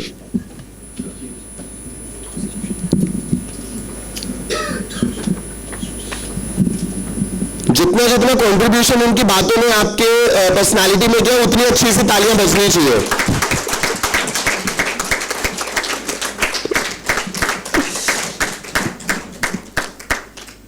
Because trust में आसान नहीं होता है एक open stage पे आके अपने views को प्रस्तुत करना और मेक श्योर वो भी स्टारवर्ड्स ऑफ द इंडस्ट्री के सामने, जहां पे आपका एक शब्द भी कहीं से भी इधर से उधर गया तो वहीं पे पकड़ा जा सकता है. सो kudos to all of you to have that courage, to give your approaches at the crossroads.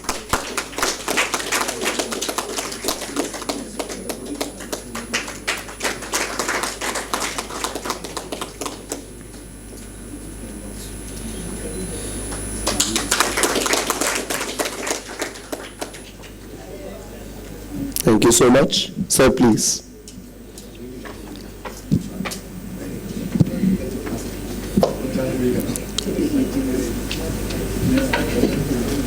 और आज हमारे पैनल की जो खास बात रही है, बहुत सारे रिबेलियस वाली चीजें भी आई है एज पर सेल्फ प्रोक्लेम्ड, जैसे सर ने बोला था. So I guess we owe it to them to have a nice round of applause for them, please.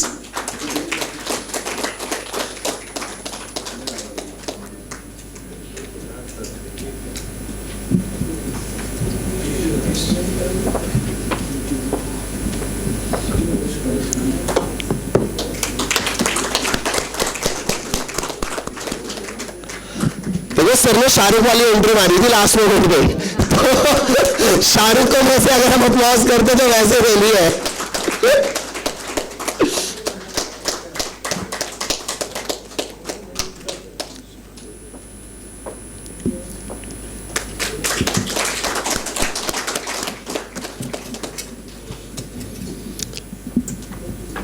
Rajesh sir तो देखो वाइल्ड कार्ड बन के आए और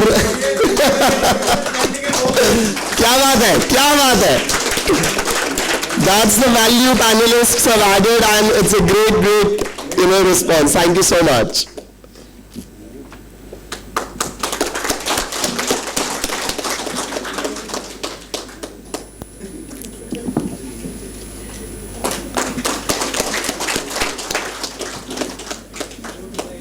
And after a discussion, it is very important to have some, insight onto how it has impacted the audience. And there will be no one better to actually gist it down than our chief guest, His Excellency Anwar Halim, Ambassador of India to the Hashemite Kingdom of Jordan. So please, may I call you upon stage to, please say a few words.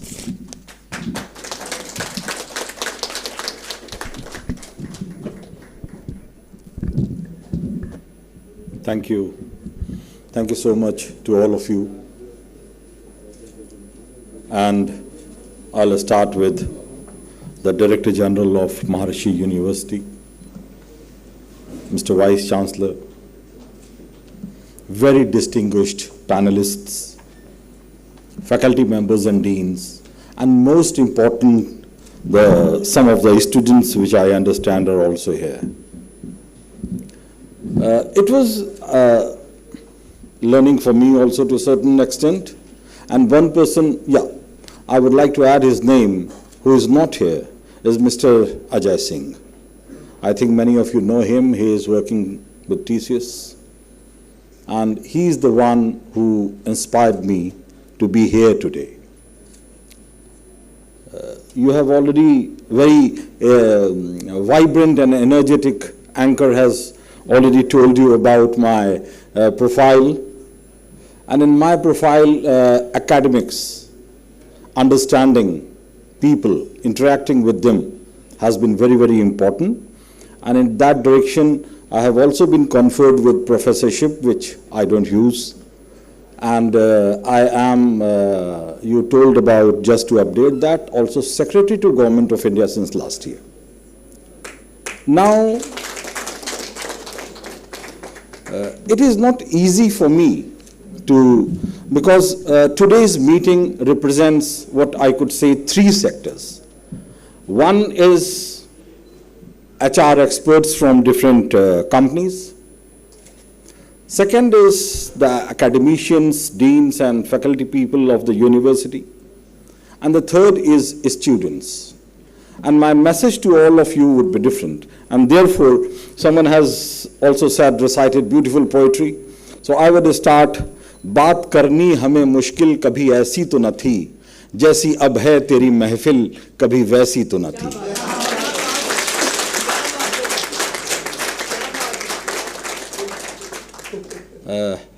Now, anything, whatever we are doing today, metaverse, AI, many things you have spoken about.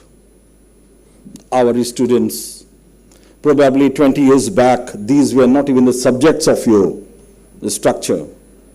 Our faculty also, we were not aware about it. But today we are talking and discussing about it. What does it mean? It means that there is a global process of human evolution. Societies, countries, economies are not today what they were 100 years before. And they will not be what they are today 50 years hence.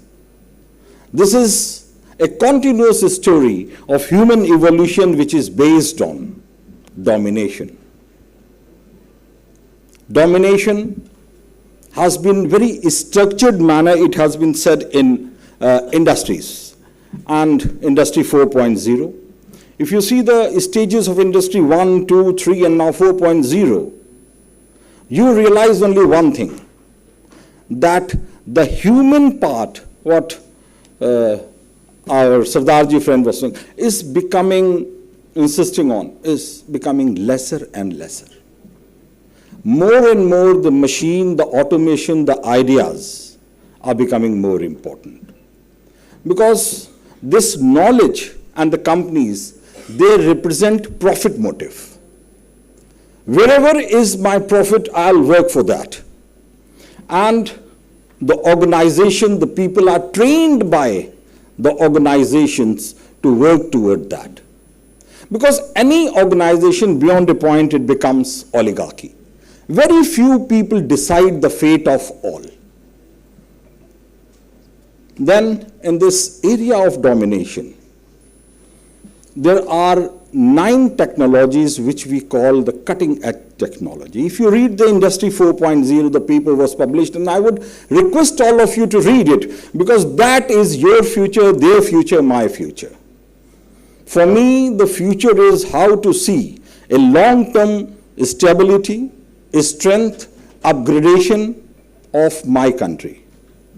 I remember someone has said, दुनिया के तीर्थों से ऊंचा हो अपना तीर्थ, दामाने आसमां से इसका कलश मिला दें, मिलजुल के हम सब गाएं मंत्र वो मीठे मीठे, सारे पुजारियों को मैं पीत की पिला दें, शक्ति भी शांति भी भक्तों के गीत में है, धरती के वासियों की मुक्ति प्रीत में है. But unfortunately the word is not so simple.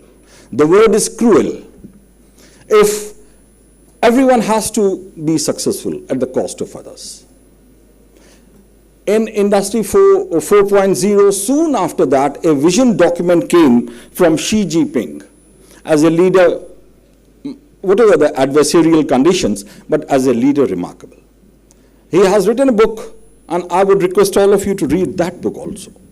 Came out, I think, in 2015, and it was in 2015 that China declared.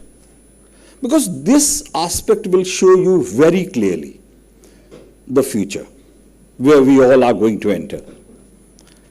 He said that our national objective is to participate, is to own, is to partner, is to associate, and to master the 9 main technologies upon which the world future and Industry 4.0 depends.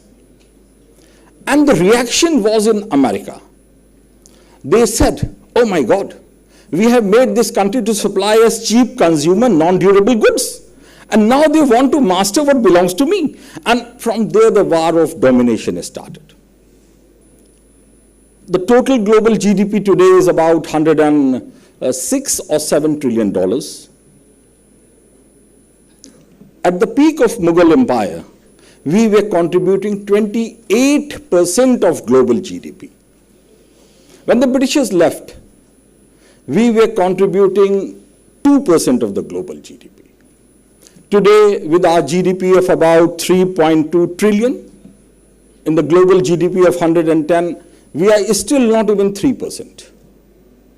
So we have to enhance our GDP. How? All the technologies, the 9 key technologies, they are supposed to contribute $15 trillion to the global GDP by the year 2030. What would be my share? Most important thing is vision and innovation. The answer and the challenges of the future cannot be found in the past. Past can only inspire us. Vision, I was very happy to see I think you, Rajesh, saying I'm a rebel. Be a rebel, because what does rebellion means? You are questioning everything. And without this questioning, without this vision, how can we make the future? How can we make a society, a nation, an economy which is strong? In a country where if you earn 26 rupees per day in rural areas and 32 rupees per day in urban areas, you are not poor.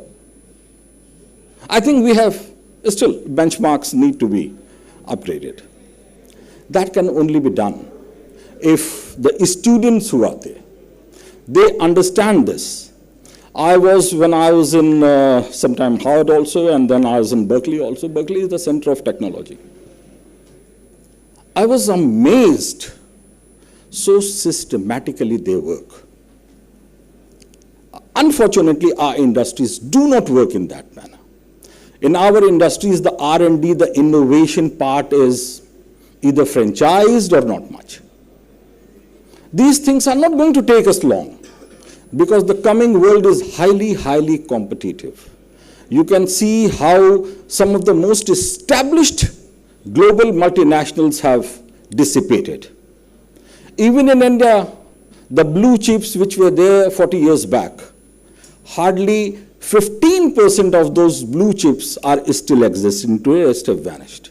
Because everything comes with an expiry date, whether it is technology, whether it is companies, whether it is industries. If I am fallacious to believe that I could continue with my old traditional ways, then, I'm wrong.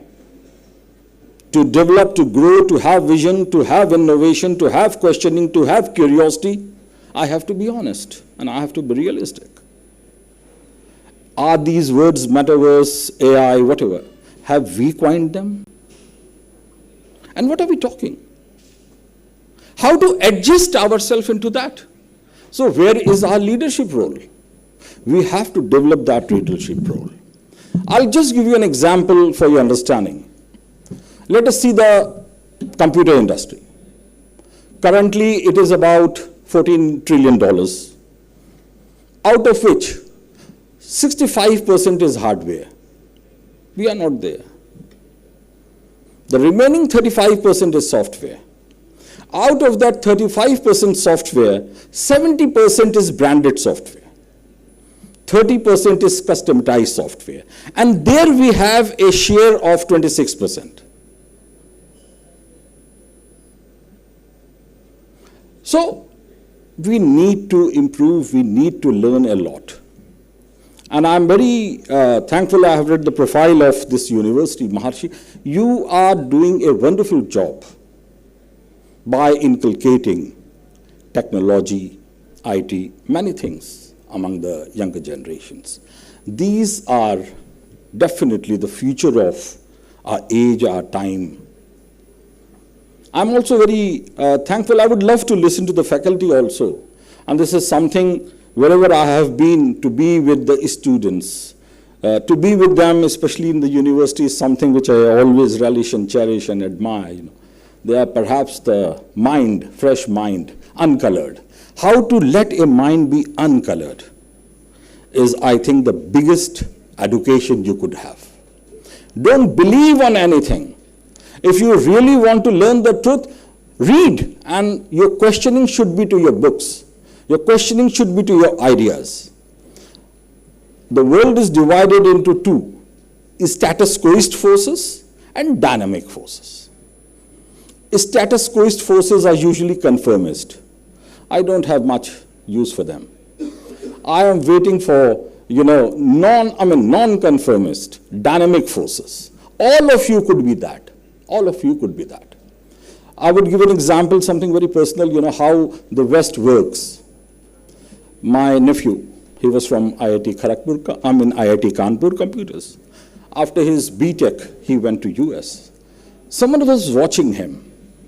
And then they sent him to Berkeley. They themselves recommended to go to Berkeley to do the PhD. It took 6 years. And the theme was already there, very, very large scale integration, which means changing the hardware. Now, I am supposed to do that, but I don't know why. In every industry, in every students, you should always try to see the question why. For whom? Anyhow, after 5-6 years, he has done his PhD and made that hardware. People were waiting for him with the new software, because that hardware was developed for that software. And what was the idea? The idea was to take your DNA and to divide that nanosecond into 100 parts. And then now we have 100 parts of a nanosecond. And then I will sequence your DNA. And then based on software, I will try to find out after 40 years, 30 years, when that person would have cancer. Amazing.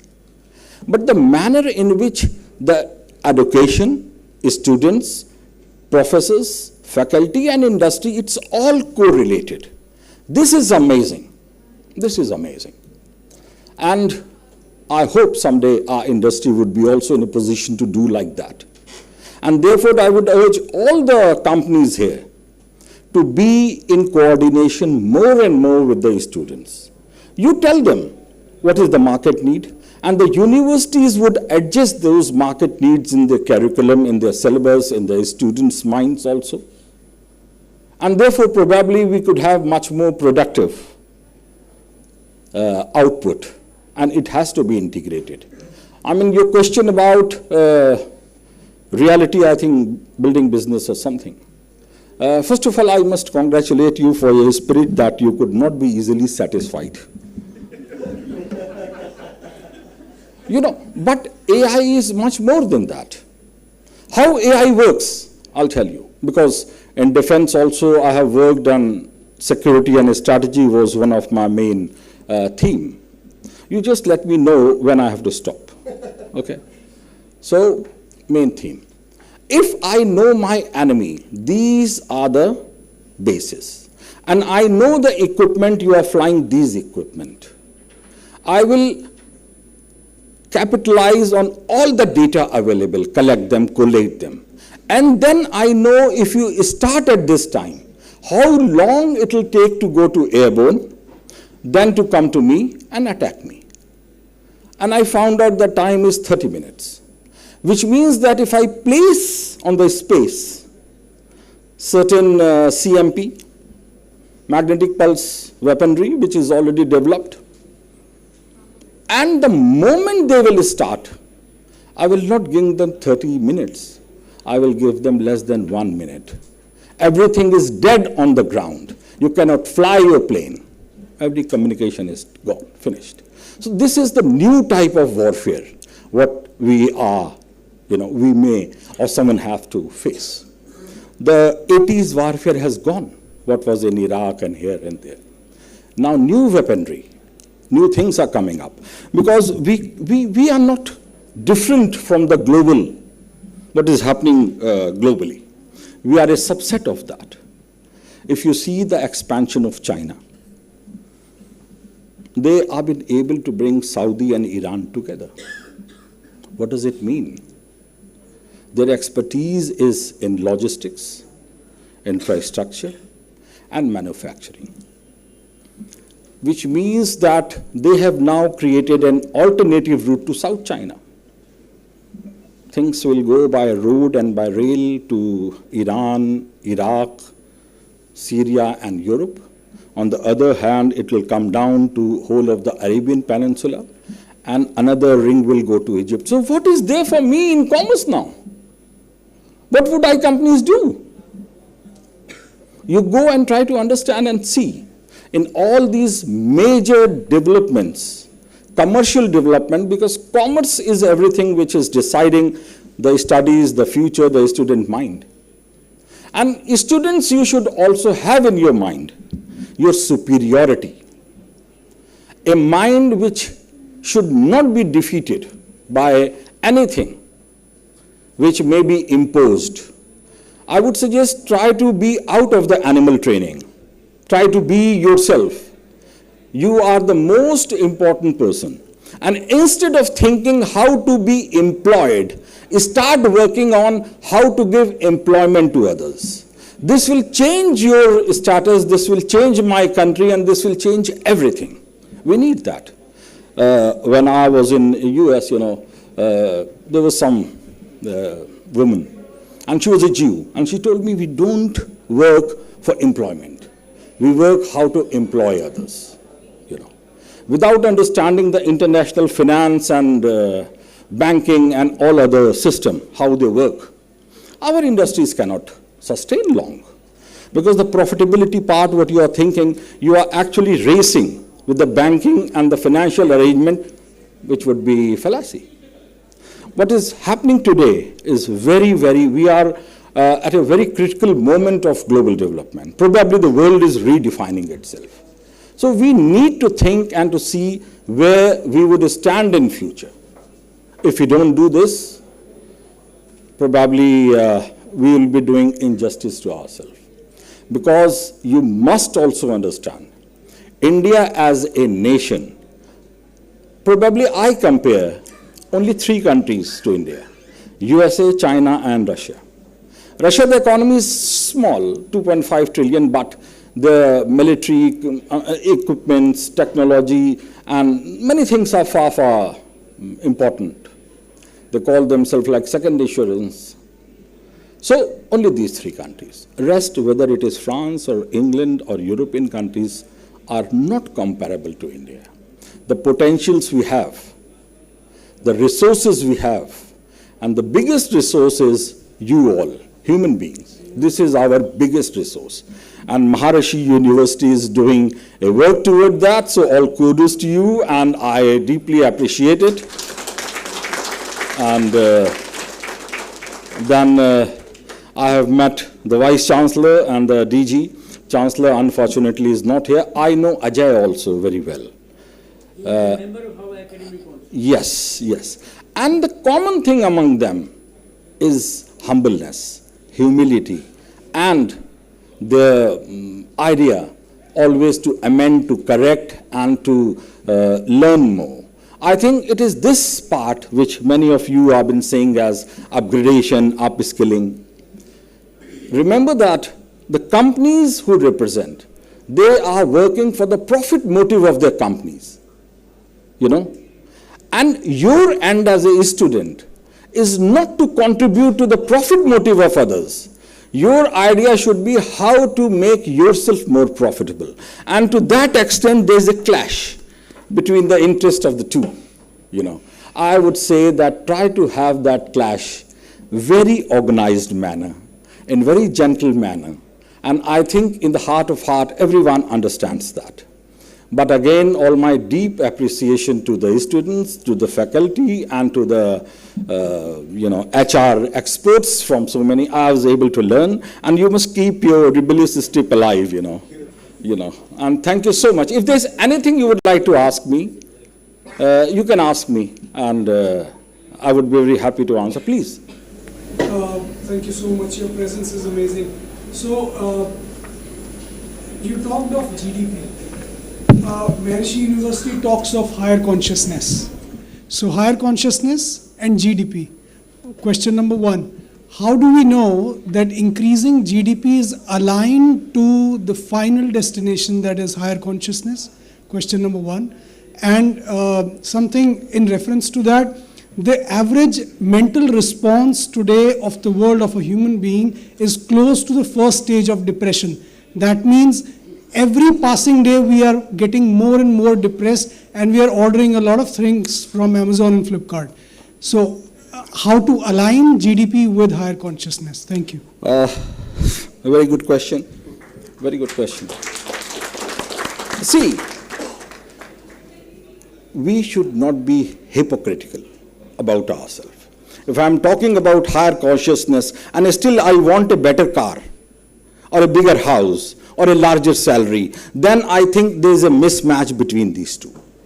If really you want higher consciousness in the manner the spiritualism is, the Indian society has always been, there are a range of Himalayas, we can go there and spend all life together. But what we are working for is a material world. Try to understand this. Why? Number one, the material part itself. What is good life? You tell me. There is now a conflict between good life and consciousness, higher consciousness. Everyone will choose good life. You ask everyone in this hall, they would like better clothing, better car, higher income. They will keep on saying consciousness. But this is the end to which they would be working. So which means that there is a certain hypocrisy which is keeping our society dissatisfied. Because when is depression? If you read Jean-Paul Sartre, he says, a person is in depression who is living in past. What is anxiety? A person who is living in future is anxiety. The only peaceful stage is when we are living today. Life is but a moment. Life is not what we are taught. Past is memory, gone. All your 40 years of your life, or 45. If you think about it, you will spend like a second. And future we don't know. So only by working today on the idea of, material goodness. And GDP, one of the parameters. You are definitely very right, because GDP is not indicative of the average per head material benefit. We have seen in the last 5 years more and more inequity in wealth and property. In India now, 2% people own about 63% of India. In USA, the position is less than 1% own 66% of USA. That is happening. And but somewhere it will end. I don't know when. Because GDP is what? The whole idea of GDP, if you have a one car today, buy a second car next year. All the companies are selling more of their products. But what does it mean? We are consuming the earth faster and faster. And it will end someday. Everything ends.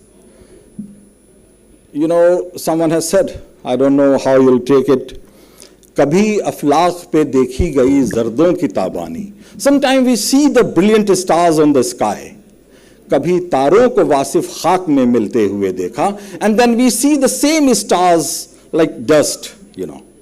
So things change. The more important thing is your mind should be clear, what do you want in life. If you want a good life, which has been the material or the objective of everyone since the formation of US Federal Bank in 1913.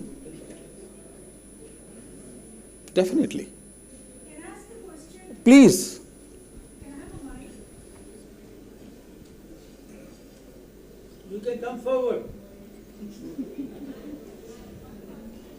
Hi, my name is Ritu Parashar and I'm the HOD for Journalism and Mass Communication with Maharishi University of Information Technology. Amazing. And with all due respect to what you said, sir, I have a very small question. Please.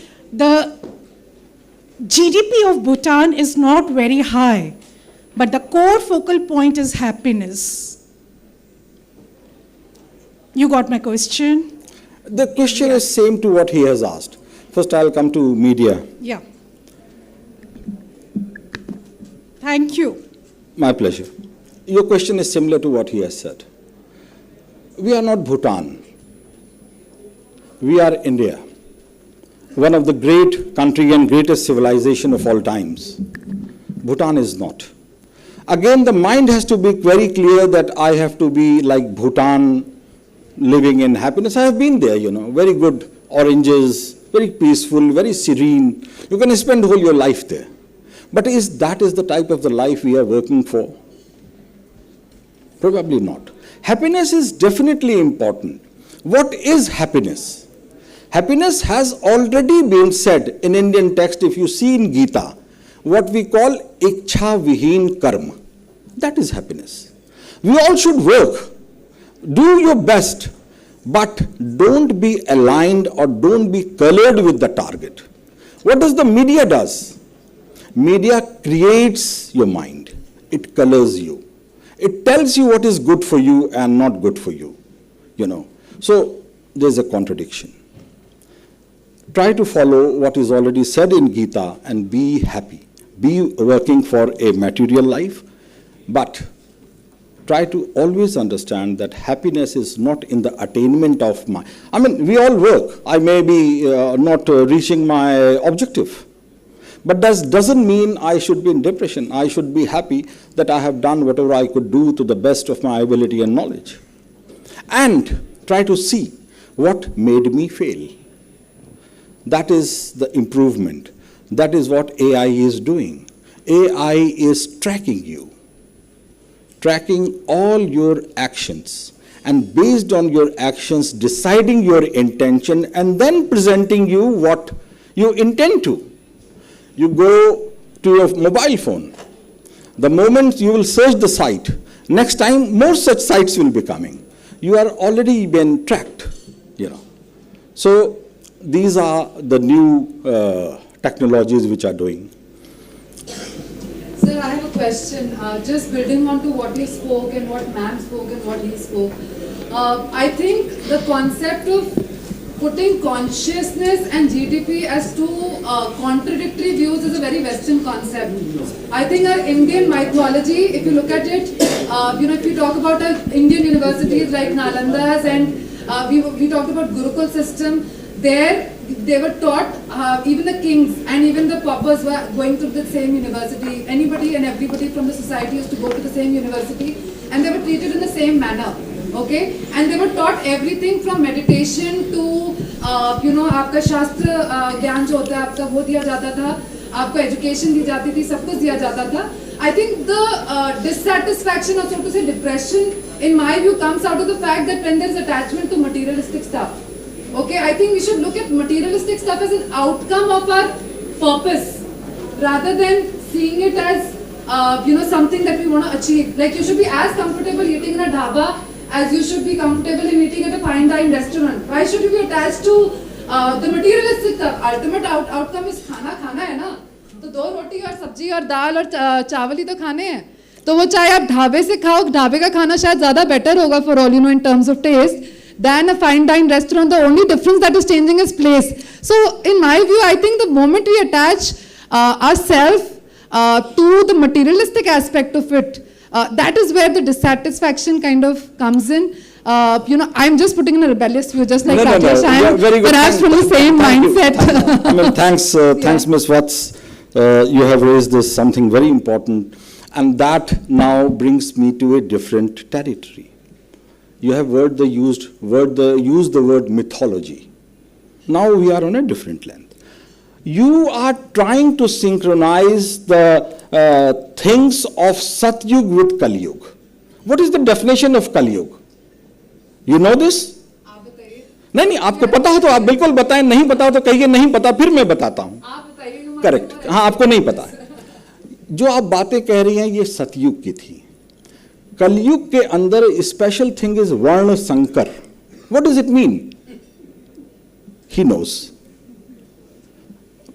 जो आप बातें कह रही हैं उसमें हमने define किया था कि ब्राह्मण शिक्षा का काम करेगा, चलायमान रहेगा, धन संचित नहीं करेगा, सत्ता का भोग नहीं करेगा और भिक्षा मांग के कार्य करेगा. Probably that is the definition of a government servant, you know. You know.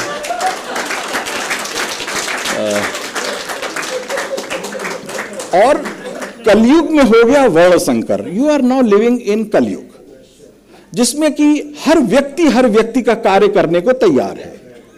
हाँ, बाकी आप समझ सकती हैं.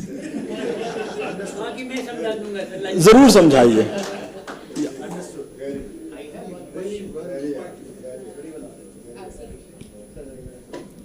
It's not a question, but I have observed, and I'm listening to you, and so happy to listen to you. You have a positive communication style throughout. It would be a great thing if you can share a few tips with the audience and particularly with the students, that how did you develop this? This is a very strong skill and we need it.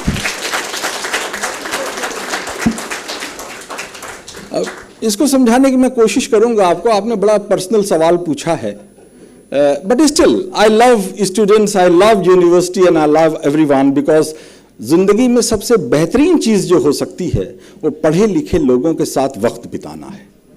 जाहिल लोगों के साथ वक्त बिताना जिंदगी की सबसे बड़ी सजा है. You know. So I would answer you that also. I don't know. I'm first of all very, very thankful and grateful for you to saying that I have this skill or something like this. Thankful to you. The philosophy of this is, again I will say a couplet and then I'll come to you. तुझे याद रखने की चाह में ये हुआ कि खुद को भुला दिया. मेरा नाम पूछा किसी ने तो उसे तेरा नाम बता दिया. मैं चिराग हूं तू चिराग है, मगर अपना अपना नसीब है. तुझे आंधियों ने जला दिया, मुझे आंधियों ने बुझा दिया. You know, every students, they read the same. They read the same textbooks, have the same faculty, but the result is very different. और जिंदगी में जितना हम अपने आप को भूलते जाते हैं उतने ही बेहतर होते जाते हैं. अहंकार, I think arrogance was the first sin. The Bible says so. If you read Mahabharata, Ramayana, whatever, the text is अहंकार. सबसे पहले तो आप अपने जीवन से हम सबको अहंकार हटा देना चाहिए. What is अहंकार? That in any manner I am better than someone else. This is arrogance. How can you be better than, how can I be better than someone else when God has created all of us just the same? हम सबके बनावट थोड़ी फर्क हो सकती है, लेकिन हम सबका जो बेसिक इंग्रेडिएंट है वो सेम है. तो एरोगेंस कैसा? एक ऐसी जिंदगी में जिसको आखिर में खत्म ही हो जाना है. Whatever I do in my life, everyone try to avoid three things: the pain, disease, old age, and death. But these are the three facts which will come to all of us. So जिंदगी में जिन चीज़ों को हम avoid करने में लगे रहते हैं, हमारी नियति तो वही है. तो ऐसी रियलिटीज़ के बीच में किस चीज़ का अहंकार? दूसरे को समझना, उसके जहन को समझना, उसकी इज्जत करना. और अभी मैंने देखा आपके वाइस चांसलर साहब को, इतना हम्बलनेस, इतनी ह्यूमिलिटी. मैं दुआ करूंगा कि आप जिंदगी में और ऊपर जाएं. आपके डीजी साहब हैं, you know, in this age also, he's so active, mentally so active. I mean, we were exchanging comments, very positive comments. So I'm sure your university is in very good hands, and the students are also in a very good hand. And I would urge all the HR representatives to take them to your organizations. They will be asset, because this university, this faculty, these students, they will be an asset for you. And I will also advise all of you, even if you work with them, keep on upgrading yourself, keep on trying to do better work, and never hesitate in something which in life we call त्याग. आपको company नहीं अच्छी लगती है, आपके जहन पे कोई जबरदस्ती करता है, आपके ऊपर कोई अपने विचार थोपता है, तो ये परवाह किए बिना कि मेरा क्या होगा, आप त्याग कर दें उस कंपनी का और उस संस्था का. आप जिंदगी में हमेशा खुश रहेंगे. And that is happiness index. Happiness index comes when we are ourself. Happiness index and material benefits, these are not two correlated thing.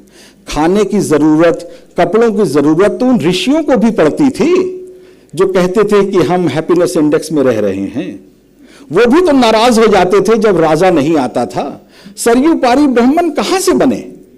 जब रामचंद्र जी की शादी थी तो वो खुद न्योता देने नहीं गए, तो कुछ ब्राह्मणों ने कहा कि राजा अहंकारी हो गया है, इसलिए हम इसकी शादी में नहीं जाएंगे, और वो सरयू नदी को पार करके दूसरी तरफ चले गए. तो वो कहलाए सरयू पारी ब्राह्मण. So you should know your culture, you should know your history, you should know your mythology, you know, and read them more and more, and then try to reach whether we have the answer to present challenges from that, or these are basically for our mind making and inspiration. I'll say that history, mythology, whatever, these are good to the extent when they do not make you under shackles. Your life is very important, very precious. Care it, you know, and never try to be under any shackle. Even if you cannot say so publicly, keep it in your mind, you know, and I'm sure that life will be very, very rewarding to all of you. And that would be the real happiness to all of you, along with attaining material benefit. How to synchronize and streamline the material part and the happiness part is the need of the time. And this could come only from your mind, not from following a particular set of rules or something. The moment I follow a set of rules, what have I made myself? I have made myself animal training, you know. No. Discipline is another thing. And to make up or to color my mind is different thing. And that's why artificial intelligence will defeat us, because we are already animal trained. They know by artificial intelligence what your mind is, what your intentions are, and what are you doing. Whatever you do, they will find you. And the use of all these things, metaverse. Metaverse बहुत अच्छा define किया आप सब लोगों ने. जो चीज़ दुनिया में नहीं है, वो क्यों नहीं है? क्योंकि हमने उसकी ख्वाहिश बहुत ज़्यादा नहीं करी है. वो तमाम चीज़ें, चाहे मोबाइल फ़ोन हो, कुछ भी हो, ये क्यों आई हैं? क्योंकि इसको लेके किसी ने ख्याल किया था, सोचा था, काम किया था. तो कुछ नहीं से सब कुछ बनता है, और सब कुछ कुछ नहीं में ख़त्म हो जाता है. ये दुनिया की सच्चाई है. If anything else, it's good. I mean, it's good to talk to all of you, to listen to you. I got upgraded myself, and thank you so much. Thank you. Thank you so much. Thank you so much, sir. And मैं बस इससे एक ही बात बोलूँगा that great conversations in the nooks and corners of the world have been the bedrock of the history chapters we are reading today. And this great conversation which we have had today, because of you, which you titillated everyone to have those questions which they could not stop. Everyone, we all knew that time was way past, but still I could see no one even moving from their seats, and that's the power of a great conversation with an in-depth knowledge, which really makes the history of tomorrow. So thank you so much. And as you said, knowing your history will pave a path to building a better future. And I have one more very, very curious person who cannot hold on to it, and I would like to call on stage Director General Group Captain O.P. Sharam sir. He wants to play a game with all of us, and over to you, sir. Javed. In fact, very, very engaging discussion, academic conversation, excellent dialogues, and we are awaiting lunch now. What I wanted to demonstrate before everyone is the summing up of what has been talked, done, transacted till now. It's all a game of life. And all of us are playing our role. Our parents gave us our script, life script. But dear friends, you are making your role script. There's a difference between life script and role script.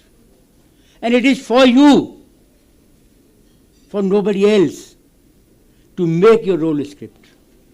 Why Honorable Ambassador is so positive? Because he has made his role in such a manner. It's a matter of all self-accountability. You can only do it.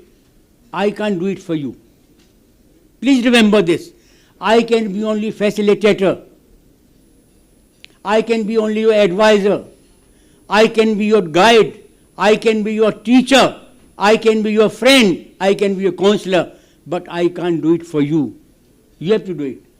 Now here's a game of 5 balls.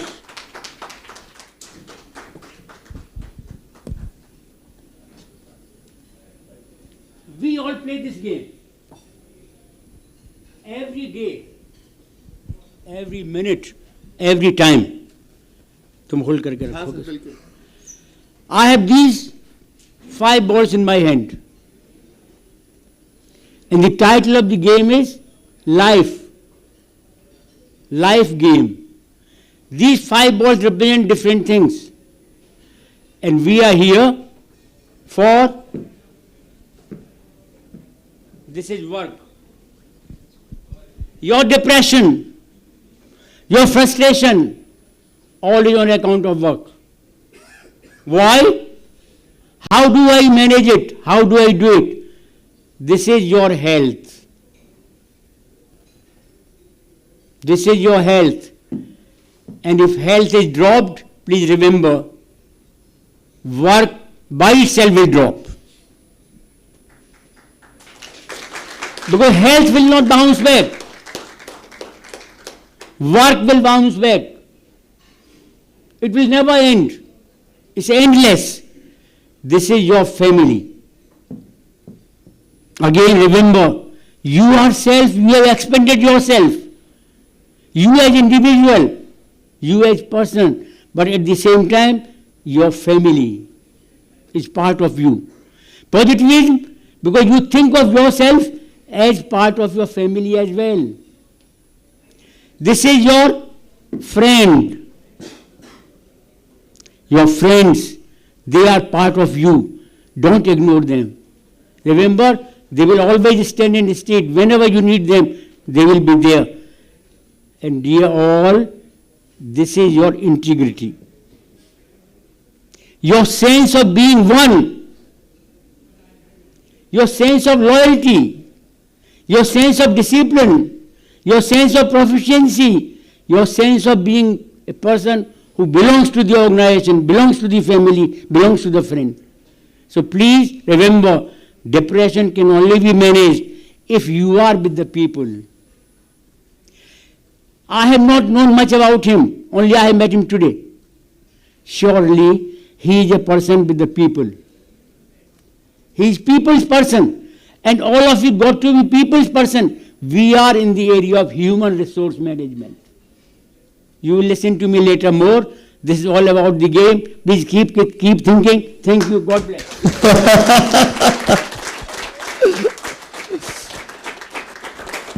Thank you so much, sir. And I guess the words of wisdom could not have come from a better mouth. And we all, we all have taken, I get note of that. And now, ladies and gentlemen, I can't even say that we have been waiting for this, because the kind of conversations we are having, I don't think those butterflies or the चूहा जो हमारे पेट में कूद रहे होंगे वो बहुत ज़्यादा शोर मचा पाए होंगे, क्योंकि एक बहुत भारी भरकम वस्तु थी जो शायद उनके ऊपर लिड लगा के बैठी हुई थी, ठीक है, और वो थी ये engaging conversation.